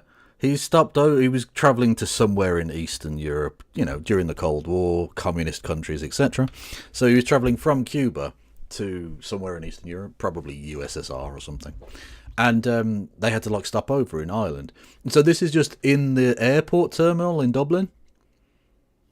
And the woman speaking there doesn't speak very good Spanish, but she was the only person who could speak Spanish that was there. And so they got him to, like, translate and did a quick interview with him in Dublin. Amazing. Love it. It's so, like, weird. Like, look, when things are so sort of stage managed now and everything has to be prim and proper and it's all, like, you know, all that shit. The idea that this is just so fly by the seat of your pants, like, thing, it's quite beautiful. Like, he was a chill dude in some respects, and then obviously a super not chill dude in some respects because, like, he was in the military, so, you know. Biceps. Eventually, his boss, Fidel Castro, stepped in. Jay, you need to stop the pretty boy stuff. You need to stop being so cute. Jay, it's not gonna work on that tight outfit works on you. Stop. You have a sexy beard. You're embarrassing yourself. You have perfect ears. Kiss me. You have perfect ears. Kiss me. Oh, look at that. Oh, God. Dr. Revolutionary Murderer.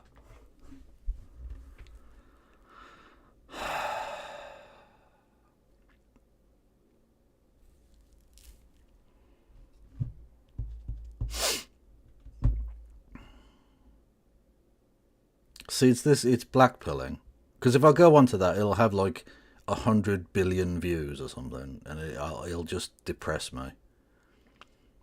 So I can't. I'm just no. I'm not doing it.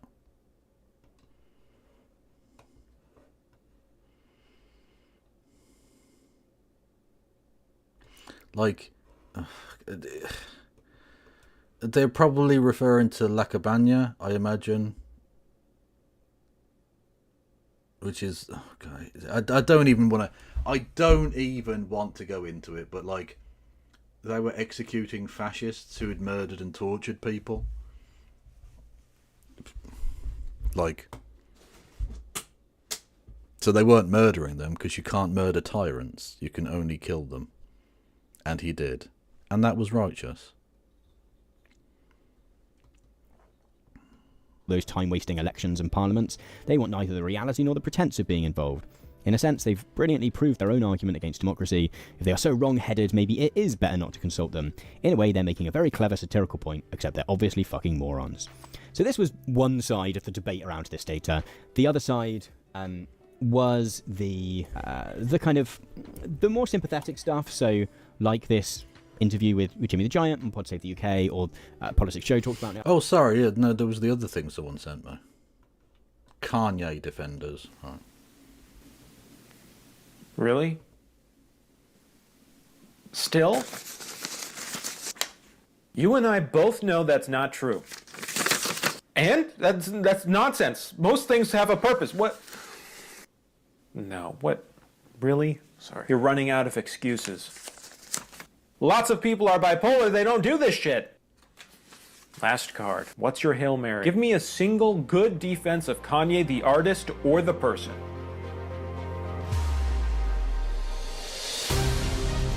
No. Worked for Elon. It didn't. Fun times.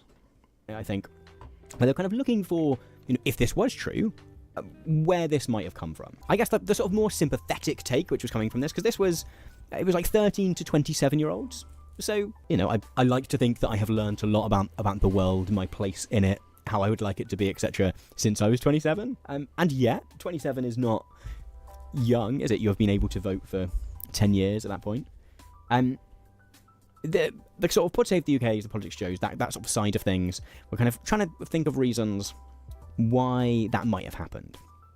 And I think there is a fair assessment that for someone who is 27, you know, particularly looking at the upper end of that age group, you've probably had quite a rough ride of it so far. Some of that rough ride of life being the broader happenstances of history, whether that is the COVID-19 pandemic, whether that's stuff like global inflation after the pandemic, which, yes, in many ways was politically, you know, made possible, but, you know, to what extent was it designed by anyone? And yet, even so, if you are 25, 26, 27, you know, maybe democracy has not always given you the best results, as it were. Well, that's exactly the point I was making, yeah. That democracy, the reason that people are turning against democracy isn't because they're idiots, it's because democracy hasn't worked for them. Democracy hasn't worked in the West for a long time. It's not like it's not just that like it's happening in the UK. It's happening all across the Western world. Show me a country where the far right aren't making a resurgence, where authoritarian ways of political thinking aren't making a significant advance. They all are. Because democracy has been totally co-opted by the very forces I was talking about in a more joking sense, or not joking, but in a more frivolous sense with the cricket analogy I was using earlier, or the cricket analysis I was using earlier, that the commercialization of everything, that everything has to be done just so that rich people can make more money at the expense of literally everything else. And people aren't stupid. They see that in their lives. Democracy hasn't worked for younger people their entire lives. Older people will remember a time when democracy might have worked to a degree, but it hasn't done for like 50 years now. Or at least, let's say 30 years. So why would people support a system that doesn't work?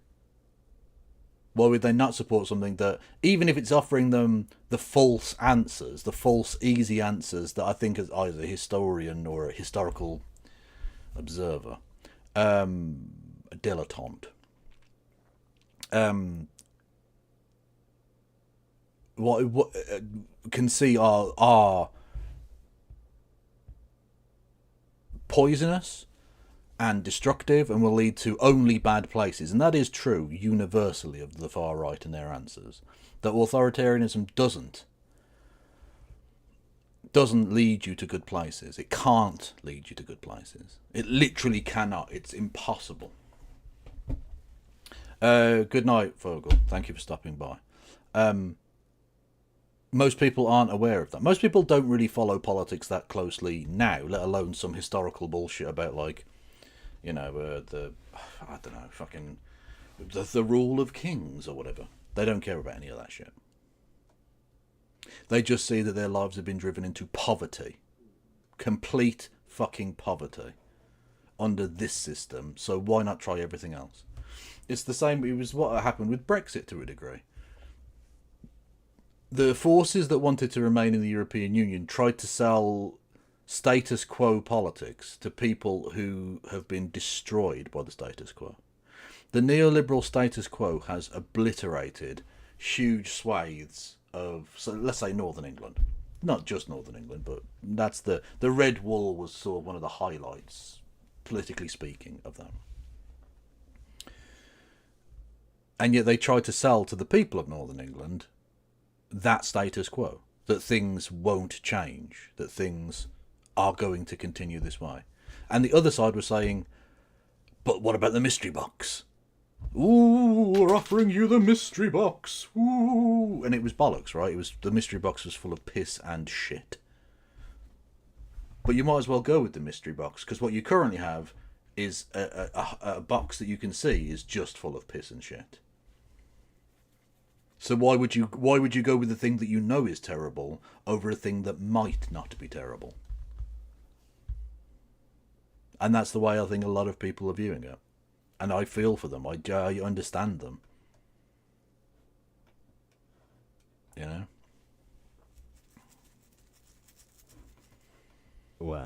A few years back, a couple of years ago, someone who had written about the fact that they were kind of reaching their Maria, Mexico, is Mexico considered part of the West, really? I don't think it is. Also, they've got a government that kind of works, yeah.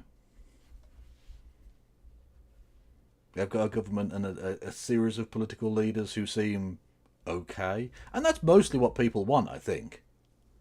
Mostly what people want is just, like, the semblance of... Oh, the expectation that things... The people in charge vaguely know what they're doing, and are okay. No one's expecting you to be the greatest leader ever.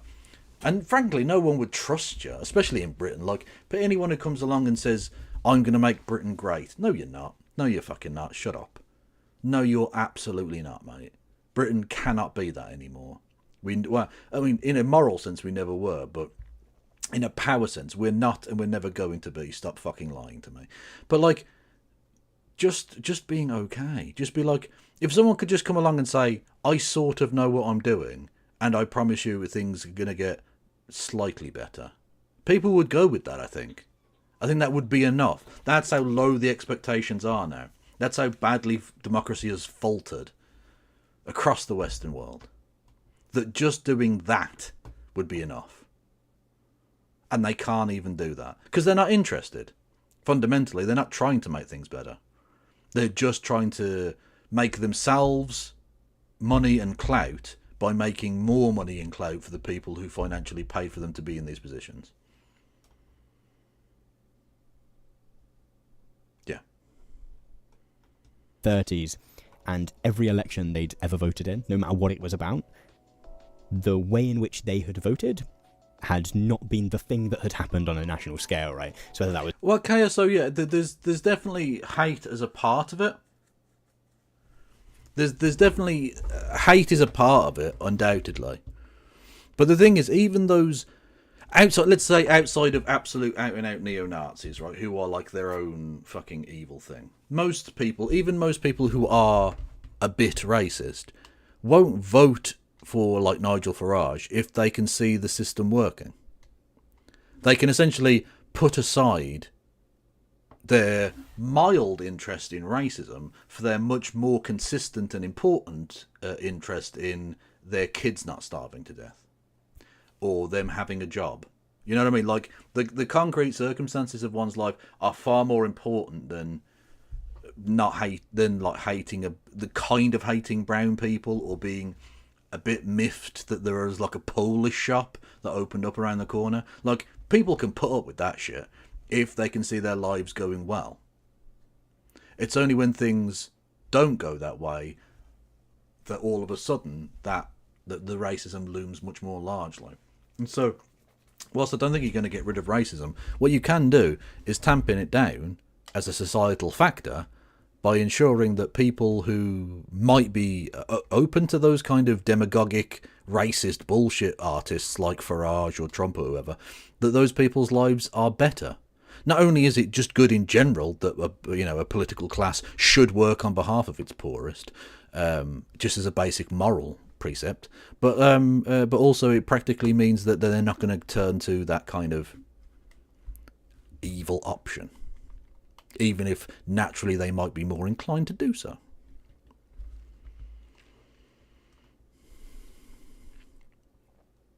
Rosa Luxemburg's another good mainstream example. Also a good meme with the they killed Rosa. It's a solid meme in the modern world, yeah.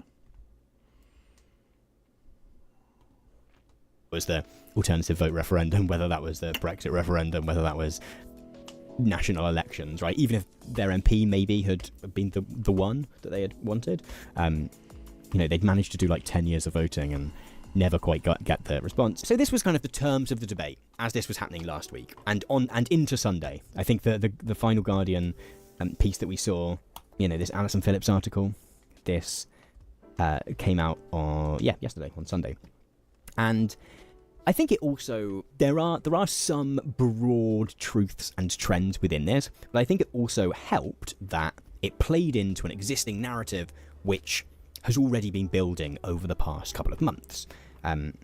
Particularly, we saw in the US, we saw younger people, particularly younger men, voting for Donald Trump in a way that seemed notable. And it is always really interesting to see certain narratives, not in a way that they are, not in like a conspiratorial way, but certain narratives kind of build within the press in terms of, I don't know, harried, tired journalists trying to pull together stories. The weekend essay in the Financial Times this weekend was titled "Where Woke Went Wrong," and it channeled this idea, which has become pretty popular following the US election, that the real problem was that the wokes, or whoever it was, went too far. Their demands were too extreme or whatever. Total bollocks, I was reading the article and like trying to draw a line between its kind of idea of what all of these quote-unquote woke ideas was a challenge. It was a real sort of grab bag of stuff that it wanted to put together in much the same way that the term has been mobilized by the political right. The value of quote-unquote wokeness to the political right has been that, much like communism was used during the 19th and 20th centuries, much like socialism was used, and communism to an extent, throughout the second half of the 20th century. If you think about people being like, Barack Obama's a communist, wokeness was even better than that because it didn't have a pre-existing... Because it's completely nebulous and you can apply it to anything. Like, people I think are relatively well aware that, like, Joe Biden wasn't a communist, so calling him a communist wasn't really going to work. Calling him woke? Well, what the fuck does woke mean? It's anything I don't like. Content that one had to kind of attach stuff to, you could call whatever you wanted wokeness, and then... Yep, and it was interesting that's the one. This article did exactly that. But even beyond that, even beyond this, I would imagine that the writer of this, I don't know Henry Mance, but I would broadly imagine that as a journalist for the Financial Times, he broadly views himself as a kind of liberal in the very old school sense of the word, at least. Classical liberal! Kind of just channeling the narrative that the political right has wanted to be channeled. At the same time, it was really interesting to read from a point of view of it just not being particularly fresh and insightful. Probably every newspaper in both the US and the UK has at some point, at least over the past 2 months, if not over the past year, published an article somewhere along the lines of, maybe the wokes really did go too far. Well, or surrounding the... So a great debate kind of sparked up surrounding primarily this one data point, around 54%, I think it was, of 52%, sorry, of Gen Zers thinking that a strong leader would be better than a democracy. And it was all, and this sort of data point was taken from a report which was going to be coming out in a few days' time. And so it was Channel 4 that commissioned this research, and then it eventually did come out a few days later. It's an interesting topic for Channel 4, as a broadcaster which primarily looks to serve a younger audience, to be asking these questions in terms of, okay, well, what is the audience which is coming through? What are their views? What can we do? I would also imagine that the people at Channel 4 who are commissioning this research are going, oh yeah, if we can make the case that Gen Z are not trusting... No, I don't want to suggest that they wanted to make a particular case that they would at very least happen to benefit if Gen Z were super untrusting and needed a particular public service broadcaster to help them out in understanding the world. So a few days after this big debate about whether Gen Z wanted to shut down the radio masts and take over Buckingham Palace and install the skivvy toilet face as king, or whatever. Yes, you know what? I'm for it. Yes, yes. Skibbity, yep. Like, I'm fine with that. How is that literally any worse than the thing we currently have as monarch? Fucking sausage fingers or skibbity toilet. These are the two options. It's not a false dichotomy. Those are your two options. Deal with it. This research actually came out, and what we find is quite a sensationalist all-around piece. Interestingly, so it was produced by Channel 4 in collaboration, I think, with the Royal Television Society, but both of which are like respected organisations. However, the way all of the information in this is laid out is kind of alarming. I don't want to throw too many kind of bombs at this research. I certainly think the way that it has been reported, and certainly the way it's been reported, and then some of the ways in which it's laid out in this report feel not super genuous. I was trying to say disingenuous and but kind of soften it a little bit. When I was scrolling through, the first thing you kind of really fall on is this graph where it sort of goes key issues. How much more concerned are Gen Z than old people about all of these different things? And at a very quick glance. Yeah, let's have a look. Right. How much more concerned are Gen Z with old people? My sexuality / sexual orientation 63%. Relationship 42%. Romance 43%. The amount of time I spend online 48%. The impact of social media 50%. The cost of education 54%.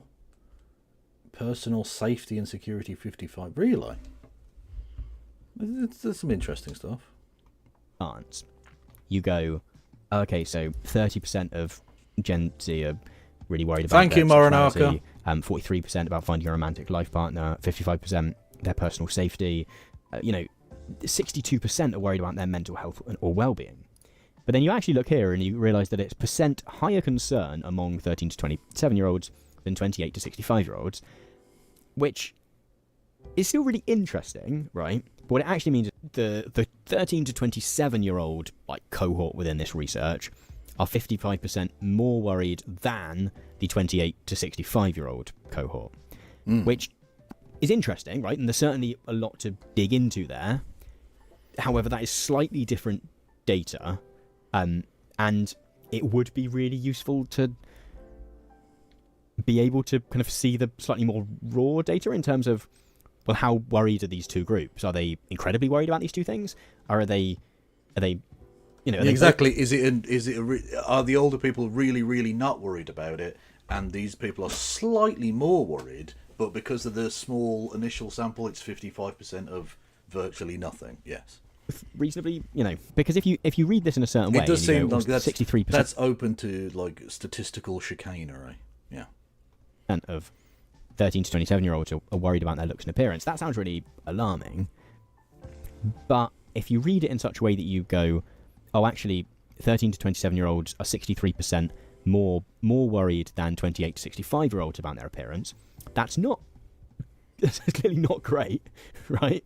That's not a great place to be. But it's also probably something that has been true for a long time at least, right? That when you're 13 to 27 and you're really trying to impress people that you fancy and trying to be cool among people that you don't, that is something that that is something that is going to be occupying a lot of your time. Yeah. I mean, if you're 15 and you don't have a job, then probably thinking about how cool you look might take up a reasonable amount of your time. However, when you are 28, particularly if you're 55, there are a lot of 55-year-olds who care about how they appear. However, is it the most pressing concern? Possibly not. Maybe this is all explained later in the document. But if you are a journalist looking at this, that's not something you're going to come across. And lots of the caveats don't... Heaven forbid a journalist actually look into it at all. seem to have been provided in the advanced data which was given to newspapers. When you actually look at some of these, for example, so only 60% of 13 to 27-year-olds feel totally in control of the big things in their lives. That falls to 55% of 18 to 22-year-olds. 55%, sorry, trying to work out, so that's within the cohort, they're dividing that. Later on, we get stuff, so 55% of 13 to 27-year-olds feel that the UK is a country where being born into wealth is more important in getting ahead than hard work, skills, and talent, versus 41% of 45 to 65, which, I don't know, yeah, is a shift. I don't know how large that is. Young men sort of kicking back against the gains of women is a big part of this story as well. One of the things that is talked about here is these are graphs of both the number of men and women of 20 to, one of these is 20 to 24 year olds, one of these is 21 to 26 years old, either the number that are in employment or the amount that they're paid, which this is always an interesting figure. So over the past few years, there's been data that young women tend to earn more than young men. And here it says real median income for 21 to 26 year olds. Actually, throughout the 20s now, what quite a lot of research shows, I think this is definitely true in the US, this would seem to suggest it is also true in the UK, that women in their 20s are often earning more than men in their 20s. What tends to happen is that early sort of bump in earnings that tends to get reversed later on in life. So this idea of both Gen Z being quite radical and also like Gen Z boys and men being particularly so. Yeah, I imagine that's probably true, especially as they start to have children and leave the workforce in a sense, which I think will happen to a lot of women. Yeah, that probably does flip the numbers a bit. Is a really clear part of the narrative aspects of this report. So, for example, a growing gender divergence. This, again, is something we've heard a lot about recently. 44% of Gen Z men agree that, quote, when it comes to giving women equal rights, things have gone far enough. 45% of men believe that, quote, we've gone so far in promoting women's equality that we are discriminating against men. 47% of Gen Z men agree that, quote unquote, masculinity is under attack. There's also men are such fucking babies, honest to God. Another, and this particularly being interesting for someone like masculinity is under attack. Focus on who is. Masculinity is under attack. It's under attack from me because it's bollocks. Okay, I'm joining the war on masculinity on the side of not masculinity. Fuck it. Trusted, right? So the BBC only gets 43% among 18 to 27 year olds. It's down to 38% for 28 to 65 year olds. And, friends' social media posts. Which, again, we might question what trust means in that scenario. But eventually, if we keep going, we find the data that really... 73% of Gen Z think democracy is very or fairly good way of governing. So, hang on, so there's bollocks then, isn't it? Like, it's less, because it says they're 90% for other generations. Okay, fine. So it's less, and that's understandable. But, like, this 52% number, what's that then? Because if 73% think it's a good or very or fairly good way of governing. Okay. Well, that doesn't seem very scary then. Like, it's less, and that should be, like, of concern, but I'm not scared by that. Galvanised all this debate. And if we look here, we do see the polling that has been quoted all across the media of the UK would be a better place if a strong leader was in charge who does not have to bother with Parliament and elections. We find that 52% of 13 to 27 year olds believe that, 40% of 45 to 65 year olds do. Right, which, there is a difference there. However, it's not like it to jump from 10% to 52%. In the kind of framing that we saw in the David Mitchell article where it's kind of like Gen Z are idiots, right? That kind of generation war narrative doesn't quite play off. What we see over here, though, is that 73% of Gen Z think democracy is a very or fairly good way of governing the UK. If you just quote this data, which, now I have not seen the press release which was sent out to promote this report, but the fact... But also, they shouldn't be doing think pieces on a fucking press release. Look into the numbers, for God's sake. Especially if you're going to call a whole generation of people morons. David Mitchell. that this data You fucking dinner party liberal cunt. over here, about 52% wanting a strong leader, which isn't the question. The question is, would the UK be a better place? The fact that that was quoted without the caveat of actually also 73% of Gen Z said that they think democracy is a very or fairly good way of running the country, it would feel as though maybe all of this information wasn't included. I mean, we can also talk about the fact that this is all very eager to, you want to look at this compared to up in this sort of dead space up in this corner. What we actually see, though, is that 26% from this research, 26% of Gen Z, which I think it is still using as 13 to 27-year-olds, obviously that is muddy in terms of what do you call Gen Z, see the UK as a highly democratic nation versus 55% of the pre-war generation. But so what this data actually seems to suggest... That's honestly, I'll be totally honest right now. I'm not suggesting that the actual study is wrong necessarily, or that they fudged it, or that this is like a hit piece or whatever against any particular generations. But it seems like the way they're presenting this is phenomenally dishonest. Like they're trying to spin narratives within narratives here. You're comparing Gen Z to the pre-war generations. Are you taking the fucking I mean, how many people of those are even still alive? It was 80 fucking years ago. There's what? What kind of comparison is this? Well, did you know that 18 to 27-year-olds have less faith in the ducking stool as a system of punishment than people from the 1520s? This is bollocks. This is fucking bollocks. This is really dishonest. Is that this seems to stick out as a bit of an anomaly in comparison to the 73% things. So there's a couple of things about this which all of this debate just seems to have missed, and kind of intentionally, because again this was data that was put out before the whole report was put out.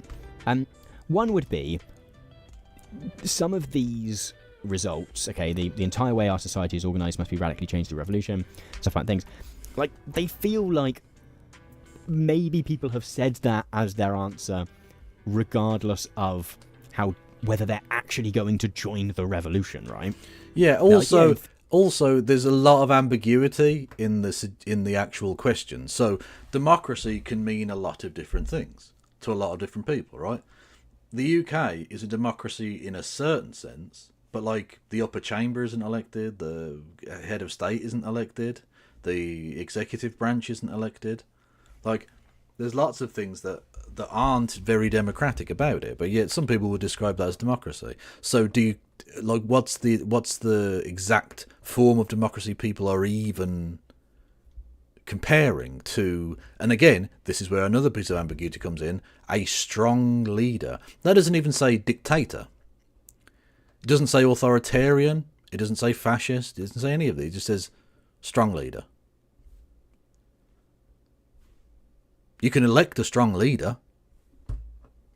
You can have a democratically elected strong leader. Now, it does say that does not have to bother with parliament and elections. Okay, fair. But you can have, like, in this person's mind eye, they can be thinking of benevolent, like, or dictator or whatever, which is never really a thing that sticks around for too long. But people, like, there's an ambiguity in there. There's a nuance in there that is not being taken into account. Because, again, this is just cherry-picked wank from a dishonest organisation, as far as I'm concerned. Theory, I guess that would be the case. Even with a margin of error, 52% is a very high number that should think that the country would be better if we had a strong leader who didn't have to do elections, right? 30% would still be quite a high number.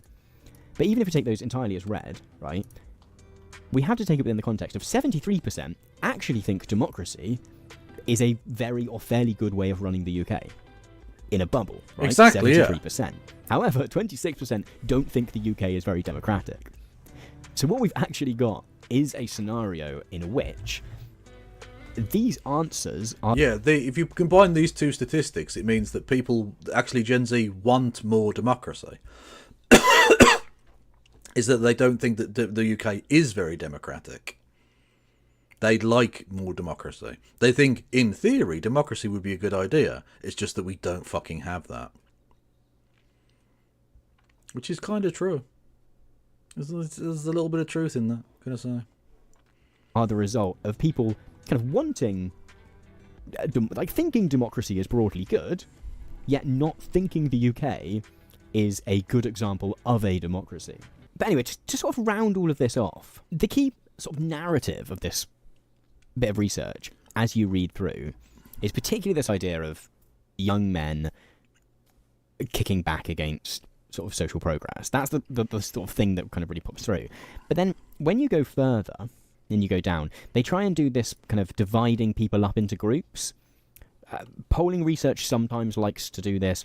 Whenever you have a election coming up and you hear people talking about Essex Man, you kind of hear these politicians or often journalists, White Van Man, or the C2 voter and all of this shit, yeah. Talking about the kind of stuff that politicians are saying and doing. It's often that they've had... Welcome in, mutants! Hello there, No Justice. Of the No Justice of the MTGs. What the fuck am I talking about? You know who I am. I'm the Kev. I've been on that channel a million fucking times. May very well be on there tomorrow. I will contact No Justice in the short, medium, or long term. I don't know. Anyway, you can hit the follow button if you wanted to. You can do that. We're currently watching Tom Nicholas, who is good people. Ladies and gentlemen, we got him.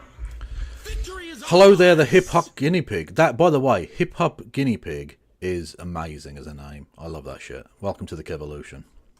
Research done, and what they've done is like to sort of wrap the research up into something useful. Is that they come up with these sort of stereotypes, these sort of model. By the way, everyone go and follow No Justice MTG if you're not already. She does this, but way better. Way better. Hello there, Benny Barters. You should hit the follow button. If you love the face to the voice, you should do that. It's free. That's the thing I always say to people. It's free. We got him. Victory is ours. Like, even if you never come back here, it's still free. Just saying. You need a Tom emote. Why do I need that when I've got a 707 emote? Like, I've literally got a 707 emote, mate. Like, why would I even need that?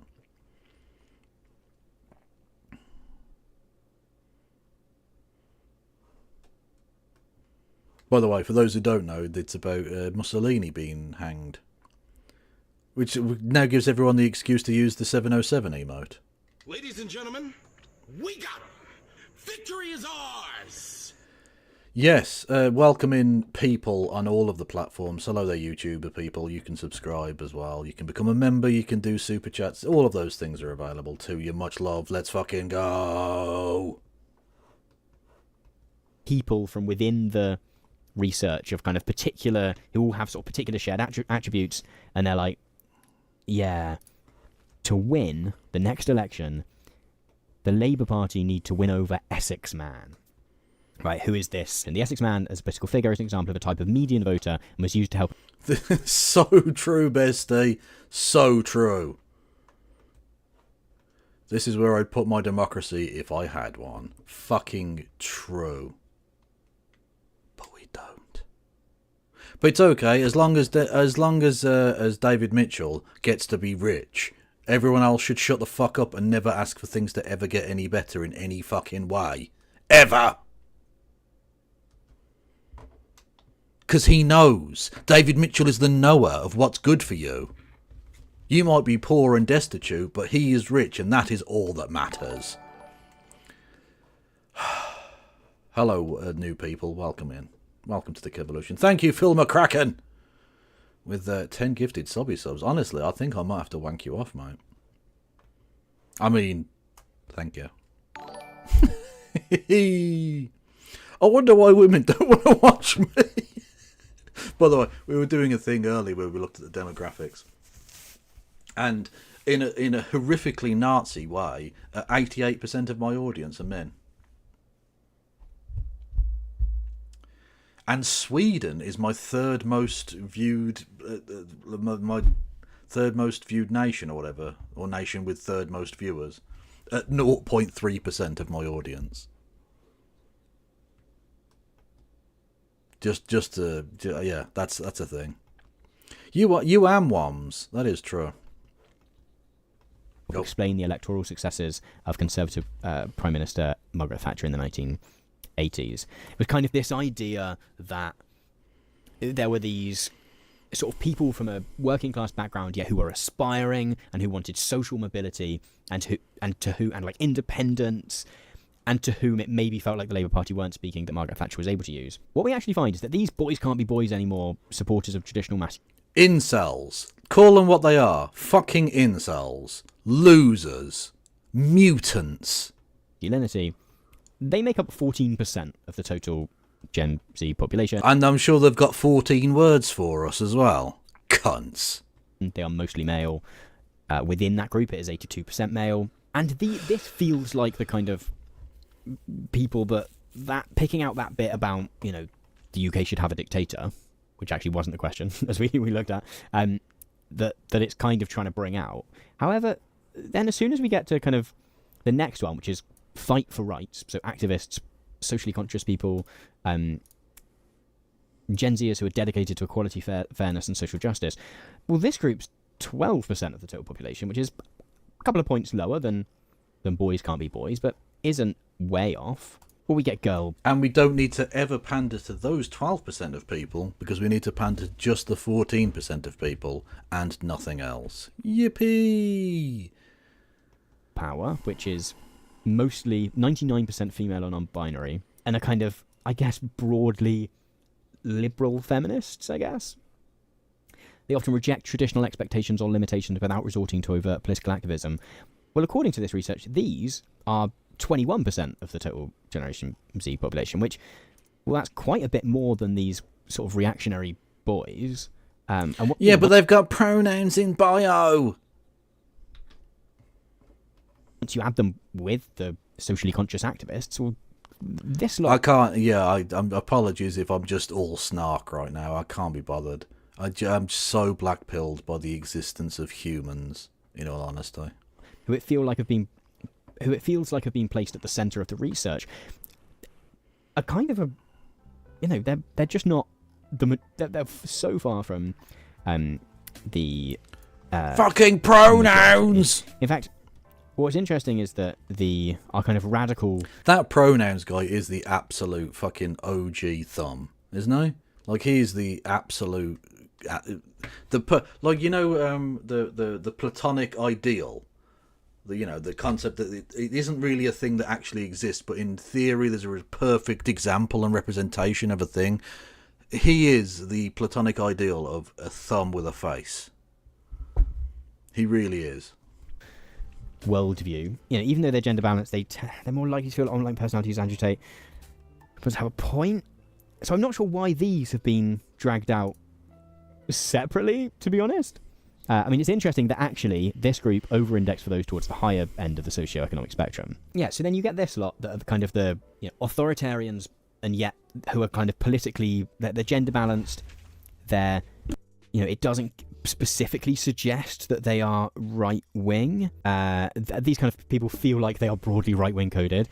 I was about to say, if they think Andrew Tate has a point and they're into Jordan Peterson, like, come on.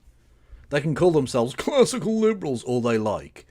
They're rightoid fucking filth. And yet you then very quickly get dice loaded to people who are concerned with socioeconomic barriers. And they're 15%, which is, again, slightly lower than this group. But when you combine them with these sort of three groups which are in some way concerned with social progress and sort of broadly left-coded, I guess, like, if you want to be really simplistic about things. So, like, it's not to suggest that, I don't think... It's not a great thing that 14% of this particular cohort, think that... But, like, why are we supposed to care so much about that 14% and never about the fucking 30-odd% who think these cunts are fucking gobshites? Like, why are we focused so much on... why are they so lonely? It's because they think everyone else is fucking awful and bad and, like, evil and trying to destroy them, rather than just getting on with their fucking lives. Why are we supposed to pander to these fucking losers? Because it's not like they've got real gripes. Or, should I say, that's not true. They do have real gripes. It's just that the things that make them as part of this group are not real gripes. Their actual real complaints are the ones I've outlined previously, right? The fact that they can't get a fucking job, that they can't move out of their parents' house because housing is literally unaffordable, even rented. Like, there's literally, you can't fucking do it, right? These things are the ones crippling these people's existence, and yet they'll blame, like, women or feminism or whatever. Like, pandering to them on the basis of that they're part of the Boys Can't Be Boys Club is ridiculous. It's a joke. It's a farce. It's an insult to the intelligence to pretend like this is a real thing. It isn't. Like, I don't want to be that guy, but, like, maybe we need to, like, maybe we need to just give them a spanking, and not in, like, a sexy way. Like, they just need to be like, no, stop acting out. We know you want attention, but no, you're going to sit on the fucking naughty step, and that's it. That's the end of it. We're not going to pretend like your weird little fucking fantasy is real. Shut up. Feminism's gone too far or whatever. You know, when you actually, we can come back to that in a second, when you actually dig into the research itself, which this report is sort of leaning towards a sensationalism. Leaning toward, Tom, you are far too generous. You are far too, frankly, nice. Whereas I am a wanker, right? And I'll just say it, it's not just leaning on sensationalism, it is sensationalist tripe. I'm not even suggesting that the raw numbers don't have some worth to them. The way it is presented is sensationalist clickbait shit. And they can suck not 52% of my dick, they can suck 100% of it. It just doesn't actually come across as bad as the reporting suggested it did. You know, 73% of Gen Z still think democracy is a very or fairly good way of running society. As much as this report wants to suggest it's the danger itself is the Jordan Petersons and the Andrew Tates, the danger is that 26% don't think... Sorry, that only 26% think the UK is very democratic, that they feel like they are not getting... they're not getting heard, they're kind of... The social contract in terms of democracy should try and deliver for the most people that it can at different times. That is the thing which seems to have collapsed. And what is interesting is that finally we get to the conclusion of this report, and we go, the stakes are high, democracy relies on a shared foundation of fact, yet Gen Z's flattened hierarchy of trust means influencers can be as convincing as professional journalists. You should only listen to one influencer, and that is me. A cycle of quote-unquote ambient news risks boredom and disengagement, further undermining civil discourse. This is where public service media has a crucial role to play. By providing credible, balanced and contextual information, we can foster an environment where the truth stands out amid the noise. Public service media organisations... Tom's even laughing at it. That's how risible this nonsense is. Uniquely positioned to counter sensationalism with nuance and clarity, bridging divides and restoring faith in shared facts. So this is just... All of this is just a screech from traditional media. Please take us seriously again. Please let us just have an absolute monopoly on opinion. Please. Trust us. We're not bought and paid for by billionaires. Really trust everything we say. Fuck off. Must invest in innovative storytelling formats that meet Gen Z where they are on social platforms, whilst upholding accuracy and due impartiality. So what we end up is... Yeah, about that impartiality. Like 4 people own the entire media. Impartiality. We literally just saw Donald Trump have an election bought for him by Elon Musk. Impartiality. A slight inflation of a bunch of issues to write a report which can end with And that's why Channel 4 should continue to be funded. And I'm a really big fan of Channel 4. I really like the stuff they make. Yeah, reading this, I kind of hate them. Like, what is this? That's, yeah, true. That's basically it, yeah. Yeah. Channel 4, I do like Channel 4, but that was fucking contemptible. Anyway, on that bombshell, everybody, I'm going to fuck off because it's like nearly midnight and I need to go get some food.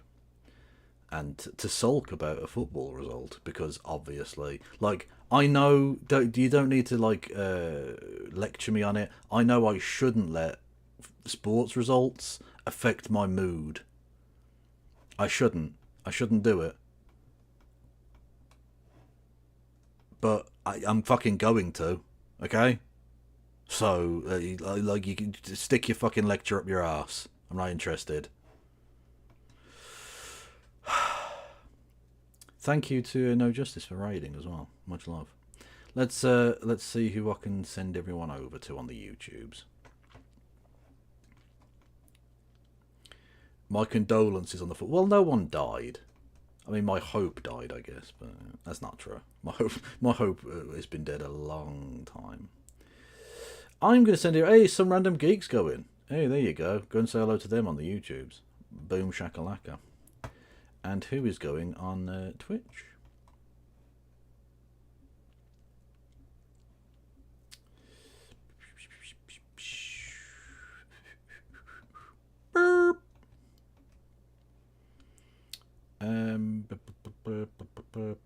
Burp.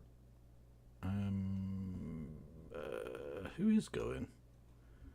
It's not a massive selection of people.